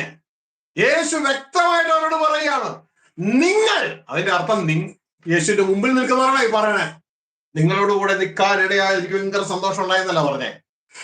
നിങ്ങൾ ഒരുവനെ മതത്തിൽ ചേർക്കാൻ ചുറ്റും തിരിഞ്ഞ് നടക്കുന്നു. ചേർന്ന ശേഷമോ? അപ്പൊ ആളെ കിട്ടുന്നുണ്ട്. കാരണം പ്രസംഗിക്കുന്നോ ദൈവവചനമോ? ആളെ കിട്ടുന്നുണ്ട്. ചേർന്ന ശേഷം നിങ്ങൾ അവനെ എന്താക്കി മാറ്റുന്നു? നിങ്ങളെക്കാൾ ഇരട്ടിച്ച നരകയോഗ്യർ. യേശുവിനെ പോലെ പറയാനായിട്ട് സ്പിരിച്വൽ സ്പൈർ നമുക്കും വേണം. അല്ലെങ്കിൽ ആദ്യം നമ്മുടെ ജീവൻ ശുദ്ധമായതല്ല എങ്കിൽ നമുക്ക് പറയാൻ പറ്റില്ല. യേശുവിനത് പറയാൻ പറ്റും. ഹല്ലേലൂയ. യേശു ദൈവത്തിന്റെ പരിശുദ്ധനാണ്. പ്രിയ ദൈവത്തിന്റെ ജനമേ, ദൈവദാസന്മാരെ, ഞാൻ നിങ്ങളെയൊക്കെ റെസ്പെക്ട് ചെയ്യുന്നു, സ്നേഹിക്കുന്നു. കരഞ്ഞുകൊണ്ട് പറയട്ടെ, കരഞ്ഞുകൊണ്ട്. നമുക്ക് നമ്മളെക്കാൾ ഉയരത്തിൽ നമ്മുടെ പ്രസംഗം കേൾക്കുന്നവരെ കൊണ്ടുവരാൻ കഴിയത്തില്ല. കാരണം ദൈവവചനം പറയുന്നു, ശിഷ്യൻ ഗുരുവിന് മീതെയല്ല. ഹല്ലേലൂയ. ഒന്നിനും നമ്മൾ ചഞ്ചലിച്ചു പോകരുത്. ശ്രദ്ധിക്കുക, ഈ ചെറിയ ജീവിതം യേശു ക്രിസ്തു എങ്ങനെ പിതാവിന് വേണ്ടി ഉപയോഗിച്ചു, അതേപോലെ നമുക്ക് ക്രിസ്തുവിന് വേണ്ടി ഉപയോഗിക്കാം. അങ്ങനെ ഇതാ നമുക്ക് നമ്മുടെ ജീവിതം ദൈവത്തിനായി യാഗമാക്കാം. ഹല്ലേലൂയ. പ്രിയ സഹോദരങ്ങളെ, ശ്രദ്ധയോടെ മനസ്സിലാക്കുക. ഇവിടെ ദൈവത്തിന്റെ വചനം ഹോശേയ 4:6 പറയാൻ തൊട്ട് മുകളില് പുരോഹിതന്മാർ മുഖാന്തരമാണ് ഈ പ്രശ്നം മുഴുവൻ ഉണ്ടാകുന്നത്. അവിടെ എഴുതിയിരിക്കുന്നു, പരിജ്ഞാനമില്ലായിക എന്റെ ജനം നശിച്ചു പോകുന്നു. പരിജ്ഞാനം ത്യജിക്കൊണ്ട് നീ എനിക്ക് പുരോഹിതനായിരിക്കാത്തവണ്ണം. ആരെ? പുരോഹിതനായിരിക്കാത്തവണ്ണം ഞാൻ നിന്നെയും ത്യജിക്കും. നീ നിന്റെ ദൈവത്തെ എന്റെ ന്യായപ്രമാണം മറന്നു കളഞ്ഞുകൊണ്ട്, അതായത് വചനം മറന്നു കളഞ്ഞതുകൊണ്ട് ഞാൻ നിന്റെ മക്കളെയും മറക്കും. ഹല്ലേലൂയ. അപ്പൊ എന്റെ പ്രിയ സഹോദരങ്ങൾ, എന്ത് സംഭവിക്കുന്നു? ഇതാ സഭ പെരുകുന്നില്ലെന്നല്ല, പെരുകുന്നുണ്ട്. പെരുകുമ്പോൾ എന്ത് സംഭവിക്കുന്നു? താഴേക്ക് എഴുതിയിരിക്കുകയാണ്, അവർ പെരുകും തോറും എന്നോട് ഏറെ പാപം ചെയ്തു. സഭ വളരും തോറും പാപം കൂടുന്നു. ഏറെ പാപം ചെയ്തു. ഹല്ലേലൂയ. എന്റെ പ്രിയ സഹോദരൻ, ഇങ്ങനെയല്ല ആകേണ്ടത്. സഭ എന്ന് പറയുന്നത് ദൈവരാജ്യത്തിന്റെ പ്രോട്ടോടൈപ്പാണ് ഭൂമിയിൽ. ക്രിസ്തുവെ വെളിപ്പെടുത്തേണ്ടതാണ്. ക്രിസ്തു സ്വർഗ്ഗസ്ഥ പിതാവിനെ വെളിപ്പെടുത്തിയതുപോലെ ഇത് സഭയെ കണ്ട് മൂക്കത്ത് വിരൽ എനിക്കല്ല വേണ്ടത്. ഹല്ലേലൂയ. പകരം ക്രിസ്തുവിന്റെ തേജസ്സിനെ കണ്ണാടിയിൽ എന്നതുപോലെ പ്രതിബിംബിക്കേണ്ടതാണ് സഭ. വ്യക്തിയോടെ തിരിച്ചറിയുക. എന്നാൽ കള്ളന്മാരുടെ ഗുഹയായി മാറി കിടക്കുകയാണ്. ഇതിന്റെ നടുവിൽ എന്റെ പ്രിയ സഹോദരങ്ങളെ, വ്യക്തതയോടെ സത്യസന്ധമായി നിലനിന്ന് പ്രവർത്തിക്കുമ്പോൾ എന്ത് പറ്റും? ക്രിസ്തുവിനുണ്ടായ അവസ്ഥ തന്നെ ഒരുപക്ഷെ നിങ്ങൾക്ക് ഉണ്ടാകാം. അല്ലെങ്കിൽ ക്രിസ്തു എന്നാ ഉണ്ടായേ? ഇതൊക്കെ വിളിച്ചു പറഞ്ഞ ക്രിസ്തുവിനെ ആ സഭക്കാർ തന്നെ പറഞ്ഞ് ഗവൺമെന്റ് വെറുതെ വിട്ടിട്ട് ഇവനെ ക്രൂശിക്ക്, കള്ളനായ ബറബ്ബാസിനെ പോലും നിങ്ങൾക്ക് വേണ്ട, ഇവനെ ക്രൂശിക്ക്. എന്തു പറ്റി? അവർക്ക് ആകപ്പാടെ യേശുവിനെ ക്രൂശിക്കാൻ കഴിഞ്ഞത് യേശുവിന്റെ ബയോസ് ലൈഫിൽ മാത്രമാണ്. ഹല്ലേലൂയ. യേശുവിന്റെ സൂക്യ ലൈഫ് കൺട്രോൾ ചെയ്യണത്, സോളിഷ് ലൈഫ് കൺട്രോൾ ചെയ്യണത് സ്വർഗസ്ഥ പിതാവാണ്. അതുകൊണ്ടാണ് നമ്മളോട് പറഞ്ഞേ, ശരീരത്തെ കൊല്ലുന്നവനെ ഭയപ്പെടേണ്ട, നിന്റെ പ്രാണനെയും കൂടി കൊല്ലുവാൻ കഴിവുള്ളവന് ഭയപ്പെടാം. അതാരാണ്? സ്വർഗസ്ഥ പിതാവ്. സ്വർഗസ്ഥ പിതാവ് യേശുവിനെ മരണത്തിന്റെ ഭരണപാശങ്ങളെ അഴിച്ച് യേശു ഉയർത്തെഴുന്നേൽപ്പിച്ചു. ആ അപ്പം തന്നെയാണ് നമ്മുടെ ഉള്ളില്. ദൈവത്തിന്റെ വചനം പറയുന്നു, യേശുവിനെ മരണത്തിൽ നിന്ന് ഉയർപ്പിച്ചവന്റെ ആത്മാവ് നിങ്ങൾ വസിക്കുന്നുവെങ്കിൽ നമ്മുടെ മധ്യ ശരീരങ്ങളെ തന്റെ ആത്മാവിനെ കൊണ്ട് തേജസ്സുള്ള ശരീരങ്ങളാക്കി ഉയർപ്പിക്കും. സ്റ്റാൻഡ് ചെയ്യുക മക്കളെ, സത്യത്തിന് വേണ്ടി സ്റ്റാൻഡ് ചെയ്യുക. അവര് കുറെ കൂട്ടമുണ്ട്. അതുകൊണ്ട് ഞങ്ങൾ അവരോട് അയ്യോ അത് പറഞ്ഞില്ല, മോളുടെ കല്യാണം നടക്കൂല, അയ്യോ അവരിവനെ മരിച്ച കുഴിച്ചിടിപ്പിക്കൂല. എന്റെ മക്കളെ, ഇങ്ങനെയുള്ളതിനൊന്നും സ്വർഗരാജ്യത്തിന് വേണ്ട. ദൈവത്തിന്റെ വചനം പറയുന്നത് ഭീരുക്കൾ പുറത്ത്. ഒരിക്കലും ഒരു ഹിന്ദു സഹോദരനോട് പറഞ്ഞു, അവരുടെ വിശ്വാസം കണ്ടപ്പോൾ ഞാൻ അതിശയിച്ചു പോയിട്ടോ. ഈ കാര്യങ്ങൾ പറഞ്ഞപ്പോ അദ്ദേഹം ഒരു കാര്യങ്ങൾ പറഞ്ഞു. അപ്പൊ അദ്ദേഹം പറഞ്ഞൊരു കാര്യം എന്ന് പറയുന്നത് വേറെ ആരുമല്ല, എന്റെ ഒരു ബിൽഡിംഗ് പണിത ഒരു കോൺട്രാക്ടർ. അദ്ദേഹം പറഞ്ഞൊരു കാര്യം, ഭയപ്പെടുമെന്നല്ല ചെയ്ത്. അദ്ദേഹം പറഞ്ഞു, വായ് കീറി അവനെ ഇരയും തരും. ഞാൻ ആ വിശ്വാസം കണ്ടിട്ട് ഇങ്ങനെ ചോദിച്ചു, ക്രിസ്ത്യാനിയിൽ പോലും ഇല്ലോ ഇത്ര വിശ്വാസം. യേശുക്രിസ്തു ഒരിക്കലേ ഇങ്ങനെ പറഞ്ഞു, ഇത്ര വലിയ വിശ്വാസം യഹൂദന്മാർ പോലും കണ്ടിട്ടില്ല. അതായത് ചില ഒരു ആങ്സൈറ്റി ഉണ്ടാകുന്ന ഒരു അനുഭവം പറഞ്ഞു. അപ്പൊ അദ്ദേഹം പറഞ്ഞൊരു കാര്യമാണ്, എന്റെ മക്കളെ, ചത്ത് കഴിഞ്ഞാൽ എവിടെ കുഴിച്ചിടുന്നു നിങ്ങൾ ഭാരപ്പെടേണ്ട. നിങ്ങൾ സത്യത്തിനോട് നിൽക്കുക, ദൈവം ഒരു വഴി ഒരുക്കും. മനസ്സിലായോ? നിങ്ങളുടെ മോളുടെ കല്യാണം ദൈവം ഒരു വഴി ഒരുക്കും, സത്യത്തിനോട് സ്റ്റാൻഡ് ചെയ്യുക. നിങ്ങളുടെ മോന്റെ കല്യാണം ദൈവം ഒരു വഴി ഒരുക്കുന്നേ, സത്യത്തിനോട് സ്റ്റാൻഡ് ചെയ്യുന്നേ. ഹല്ലേലൂയ. ദൈവമല്ലേ നമ്മൾ നിർദ്ദേശിച്ചേ, അല്ലാണ്ട് സോൻസോ ഗ്രൂപ്പുകളല്ലല്ലോ. ഈ നാളെ ദൈവവചനത്തിന് വേണ്ടി സ്റ്റാൻഡ് ചെയ്യുക. അതിനുള്ള സമയമാണ് എനിക്കും നിങ്ങൾക്ക്. മനസ്സിലാകുന്നുണ്ടോ? അതിനുള്ള സമയമാണ് എനിക്ക് നിങ്ങൾക്ക്. മനസ്സിലാക്കുക, ഏത് സമയവും ദൈവവചനത്തിന് വേണ്ടി സ്റ്റാൻഡ് ചെയ്യുക. ആ അപ്പോസ്തലന്മാരെ ഭീഷണിപ്പെടുത്തി യഹൂദന്മാര്. യേശുവിനോട് കൂടെ ഉണ്ടായിരുന്നപ്പോ അവർ കുറെയൊക്കെ പതറിപ്പോയി, അവർ വളർന്നിട്ടില്ലായിരുന്നു. യഹൂദന്മാർ ഭീഷണിപ്പെടുത്തി, ഇനി യേശുവിന്റെ നാമത്തിൽ സംസാരിക്കരുത് എന്ന് പറഞ്ഞ് ഭീഷണിപ്പെടുത്തി. അവരെന്നാ മറുപടി പറഞ്ഞേ? നിങ്ങളെക്കാൾ അധികം. ആരാ പറഞ്ഞേ?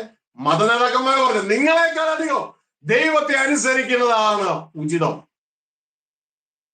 അപ്പൊ എന്റെ പ്രിയ കുഞ്ഞുങ്ങളെ, ഈ നാളുകളിൽ എല്ലാ തലയ്ക്ക് മുകളിൽ വെച്ച് എല്ലാവരെയും അനുസരിക്കുക. പക്ഷെ എങ്ങനെ? കർത്താവിന് ഉചിതമാവണം. ഇവൻ ഭാര്യ ഭർത്താവിനെ അനുസരിക്കുക. കർത്താവിന്റെ വചനം പറഞ്ഞേക്കണ എങ്ങനെയാ? കർത്താവിന് ഉചിതമാവണം ഭാര്യ ഭർത്താക്കന്മാർ കീഴടങ്ങിയിരിക്കട്ടെ. കർത്താവ് പറഞ്ഞതിന് വിപരീതമാണ് ഭാര്യ പറയുന്നെങ്കിൽ ഭാര്യയ്ക്ക് അവിടെ തീരുമാനം എടുക്കാൻ വേണം വേണ്ടത്. ഭർത്താവ് പറയാ പോയി പാപം ചെയ്യാൻ പറഞ്ഞാൽ ഭാര്യ തീരുമാനം എടുക്കണം വേണോ വേണ്ടതെന്നുള്ളത്. ഇതേപോലെ തന്നെയാണ് എല്ലാ ദൈവിക അധികാരങ്ങൾക്ക് നാം കീഴടങ്ങിയിരിക്കണം. പക്ഷെ കർത്താവിന് ഉചിതമാവണ്ണമായിരിക്കണം. എന്റെ പ്രിയ കുഞ്ഞുങ്ങളെ, നമ്മൾ നഷ്ടപ്പെടാതിരിക്കാൻ ശ്രദ്ധിക്കുക. അപ്പൊ ഇവിടെ പറഞ്ഞത് നമുക്ക് റോ മെറ്റീരിയലിന്റെ ഒരു വചനം വായിച്ച് അവസാനിപ്പിക്കാം. റോ മെറ്റീരിയൽ അടുത്ത ആഴ്ച എക്സ്പ്ലനേഷനിലേക്ക് പോകാൻ ദൈവം അനുവദിക്കും. റോ മെറ്റീരിയൽ കളക്ട് ചെയ്യുന്നത് ഭൂമിയിൽ നിന്നാണ്. കളക്ട് ചെയ്തതിനു ശേഷം പ്രൊഡക്ഷൻ നടക്കുന്നത് സഭയിലാണ്. സഭയിൽ പ്രൊഡക്ഷൻ നടത്തിയ സാധനം മാർക്കറ്റ് ചെയ്യുന്നത് സ്വർഗത്തിലാണ്. അവസാനം മാർക്കറ്റ് ഇല്ലെങ്കിൽ എല്ലാം പൊളിഞ്ഞു. ഹല്ലേലൂയ. സമയത്തിന്റെ കുറവ് പോലെ നമുക്ക് അടുത്ത പ്രാവശ്യം വചനത്തിലേക്ക് കിടക്കാം. ഒരു ക്ലൂ നിങ്ങൾക്ക് തരാം. യേശു ക്രിസ്തു പറയാണ്, ഞാൻ വന്നത് സ്ഥലം എവിടെയാ? മാർക്കറ്റ് ചെയ്യണ സ്ഥലം. സ്വർഗത്തിൽ നിന്നാ വന്നേ. നിങ്ങൾ ഭൂമിയിൽ നിന്നുള്ളതോ, ഞാൻ സ്വർഗത്തിൽ നിന്നുള്ളതോ? പിന്നെ വന്നത് റോ മെറ്റീരിയൽ അന്വേഷിച്ചിട്ടാണ്. ഞാൻ നമ്മുടെ മാർക്കറ്റ് ഭാഷ പറഞ്ഞതേ ഉള്ളൂ. യേശു പറയാണ്, റോ മെറ്റീരിയൽ തപ്പി. ഞാൻ വന്നത് വേറെ ഒന്നിനും വേണ്ടിയല്ല, കാണാതെ പോയ ആടുകൾ അന്വേഷിച്ചാൽ മതി. ഈ കാണാതെ പോയ ആടുകളാണ് റോ മെറ്റീരിയൽ. അത് യഹൂദന്മാരുടെ ഇടയിലുണ്ട്, യവനന്മാരുടെ ഇടയിലുണ്ട്. യഹൂദന നാട്ടിൻകൂട്ടത്തിലല്ലാത്ത വേറെ ആടുകളും എനിക്കുണ്ട്. ഇവ രണ്ടും കൂടെ ഒരാട്ടിൻകൂട്ടമാണ്.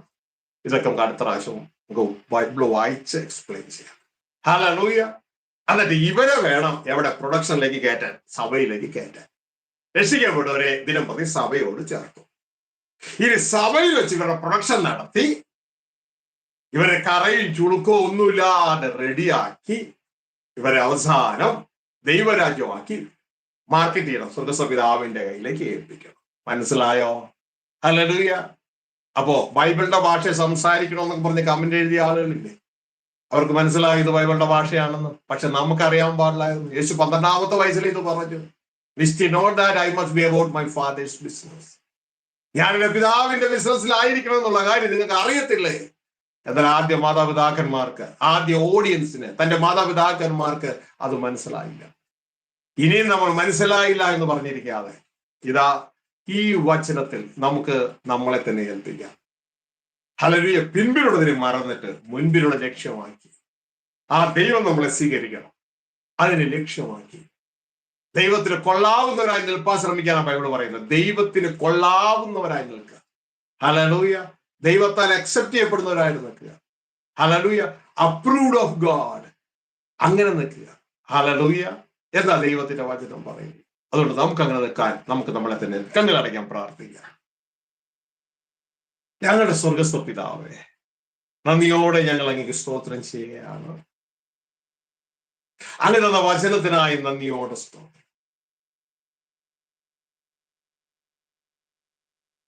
എന്റെ പിതാവേ, ഫാദേഴ്സ് ബിസിനസിനെ കുറിച്ച് അറിയാത്ത ക്രിസ്തുവിന്റെ മനസ്സില്ലാത്ത ഒരു ബഹുകൂട്ടൻ ജനം ഇന്ന് സഭയുടെ ഉള്ളിലുണ്ടല്ലോ. അപ്പോസ്തലപ്രവൃത്തി 20:29 പറയുന്നത് പോലെ ഞങ്ങൾ പോയ ഉടനെ കൊടിയ ചെന്നായ്ക്കൾ നിങ്ങളുടെ ഇടയിൽ കടന്നു.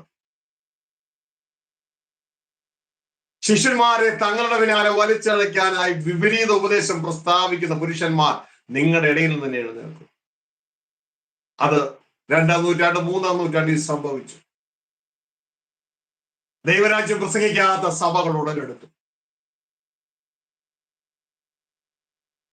പണ്ടുണ്ടായ വിഗ്രഹദേവന്മാരെ ആരാധിക്കുന്നത് പോലെ യേശുവിന്റെ ചുറ്റും ഒരു ആരാധന മാത്രമായി ബൈബിളിൽ കാണിക്കാത്ത ഒരു സംഭവത്തിലേക്ക് തിരിഞ്ഞു.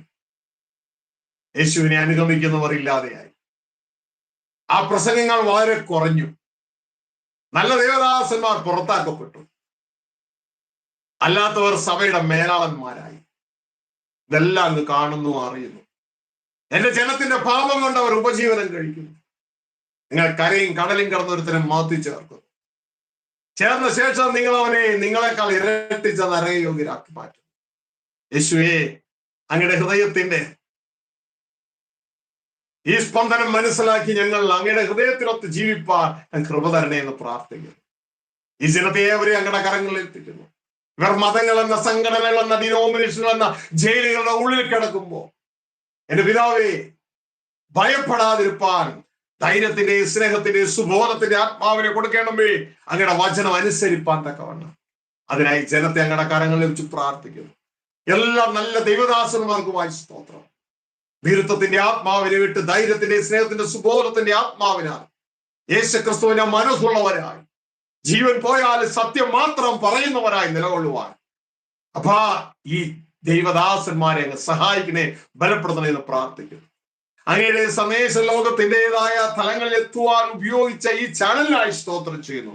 ഇവിടെ മക്കളെ നാമത്തിൽ അനുഗ്രഹിക്കുന്നു. ഇത് കേട്ട എല്ലാ മക്കൾക്കായി സ്തോത്രം. ഇനി കേൾക്കുവാൻ പോകുന്നവർക്കായി സ്തോത്രം. ഈ സന്ദേശ ലോകത്തിന്റെ വെളിച്ചമായി തീരുവാൻ തക്കവണ്ണം അങ്ങ് സഹായിക്കണമേ. അതുവഴി മക്കൾ ഭൂമിയുടെ ഉപ്പായി തീരുവാൻ അങ്ങ് സഹായിക്കണമെന്ന് പ്രാർത്ഥിക്കുന്നു. സർവമഹത്വം ഞങ്ങൾ അങ്ങേക്ക് തരികയാണ്. ഈ മക്കളുടെ സകല ഭൗതിക ആവശ്യങ്ങളുടെ പേരും, മാനസിക ആവശ്യങ്ങളുടെ പേരും, ആത്മീയ ആവശ്യങ്ങളുടെ പേരും കൂട്ടായിരിക്കണമേ. രോഗികളായിരിക്കുന്നവർക്ക് സൗഖ്യമാക്കണമേ എന്ന് പ്രാർത്ഥിക്കുന്നു. ആഗ്രഹിക്കുന്നതിനുള്ള ആത്മീയധികാരത്തിൽ നിന്നുകൊണ്ട് ഇപ്പോൾ വിശ്വസിക്കുന്ന ജനത്തിന്റെ മേലേക്ക് അങ്ങയുടെ സൗഖ്യം കൽപ്പിക്കുകയാണ്. യേശു ക്രിസ്തുവിനെ അടിപ്പട ഞങ്ങൾക്ക് നൽകിയ സൗഖ്യം ഈ ജനത്തിന്റെ മേൽ കൽപ്പിക്കുന്നു. രോഗികളായിരിക്കുന്നവർ ഇതിനുവേണ്ടി സൗഖ്യം പ്രാപിക്കട്ടെ. ദൈവത്തിന്റെ ജീവൻ അവർ പ്രാപിക്കാൻ ഇടയാകട്ടെ. ദൈവത്തിന്റെ സമാധാനം അവർ പ്രാപിക്കാൻ ഇടയാകട്ടെ. അവരുടെ തളർന്ന ശരീരങ്ങൾ ജീവൻ പ്രാപിക്കട്ടെ. അവരുടെ എല്ലാ രോഗമുള്ള ഭാഗങ്ങൾ സൗഖ്യം പ്രാപിക്കട്ടെ. അവരുടെ മനസ്സുകളിൽ ദൈവ സമാധാനം നിറയട്ടെ. ഇവർ അനുഗ്രഹീത ജനമായി തീരട്ടെ. ക്രിസ്തുവിന്റെ തേജസ്സിനെ കണ്ണാടിയിൽ എന്നതുപോലെ പ്രകാശിപ്പിക്കുന്നവരായി തീരട്ടെ. സർവമഹത്വം പിതാവേ, ഞങ്ങൾ അങ്ങേക്ക് തോരുന്നു യേശു ക്രിസ്തുവിൻ നാമത്തിൽ തന്നെ. ദൈവം നിങ്ങളെ ഒരു അനുഗ്രഹിക്കട്ടെ, സഹായിക്കട്ടെ. കേട്ട വചന ഹൃദയത്തിൽ ദീപം പോലെ കരുതുക. അപ്പോൾ തന്നെ അടുത്ത ആഴ്ചയിൽ നമ്മുടെ ഈ സന്ദേശം 8 മണിക്കല്ല 7 മണിക്കായിരിക്കും എന്ന് അറിയിക്കുകയാണ്. അടുത്ത ആഴ്ച എനിക്ക് മറ്റൊരു സ്ഥലത്തേക്ക് സുവിശേഷ പ്രഘോഷത്തിന് യാത്ര പോകേണ്ടതായിട്ടുണ്ട്. അപ്പോൾ 7 മണി മുതലായിരിക്കും എന്ന കാര്യം പ്രത്യേകം ഓർപ്പിക്കുകയാണ്. ഒട്ടും വൈകാതെ 8:30യോടുകൂടെ അടുത്ത സന്ദേശം തീരുന്നതായിരിക്കും. അതുകൊണ്ട് നമുക്ക് 7 മണിക്ക് തന്നെ എല്ലാവരും ചേരുവാനായിട്ട് പ്രത്യേകം ഓർപ്പിക്കുന്നു. ദൈവം അവരെ സഹായിക്കട്ടെ, കൂട്ടായിരിക്കട്ടെ. ഈ ശുശ്രൂഷയിൽ പങ്കെടുത്ത എല്ലാവരോടുള്ള നന്ദി അറിയിക്കുന്നു. അപ്പോൾ തന്നെ ഈ ശുശ്രൂഷ ബ്രോഡ്കാസ്റ്റ് ചെയ്യുവാൻ മനസ്സ് കാണിച്ച സാജുവിനോടും സഹോദരിയോടുള്ള നന്ദി അറിയിക്കുന്നു. ദൈവങ്ങളെ അവരെ സഹായിക്കട്ടെ, കൂട്ടായിരിക്കട്ടെ. Thank you very much. സഹോദരിക്ക് എന്തെങ്കിലും പറയാനുണ്ടെങ്കിൽ പറഞ്ഞ് അവസാനിപ്പിക്കാം. ദൈവനാമത്തിന് മഹത്വം ഉണ്ടാകട്ടെ. വളരെ അനുഗ്രഹിക്കപ്പെട്ട ഒരു സന്ദേശം നമുക്ക് കേൾക്കുവാൻ കർത്താവ് നമ്മെ സഹായിച്ചു. ഇത്രത്തോളം സമയം ഈ ചാനലിനോടും ദൈവ വചനം കേൾക്കുവാനായിട്ട് നമ്മോടൊപ്പമായിരുന്ന എല്ലാ പ്രിയപ്പെട്ടവർക്കും ഒരിക്കൽ കൂടി കർത്താവിന്റെ നാമത്തിൽ പ്രത്യേക നന്ദി അറിയിക്കുന്നു. അതോടൊപ്പം ദേവദാസിനെയും പ്രത്യേക നന്ദി അറിയിക്കുന്നു. ദൈവം നമ്മെ ധാരാളമായി അനുഗ്രഹിക്കട്ടെ.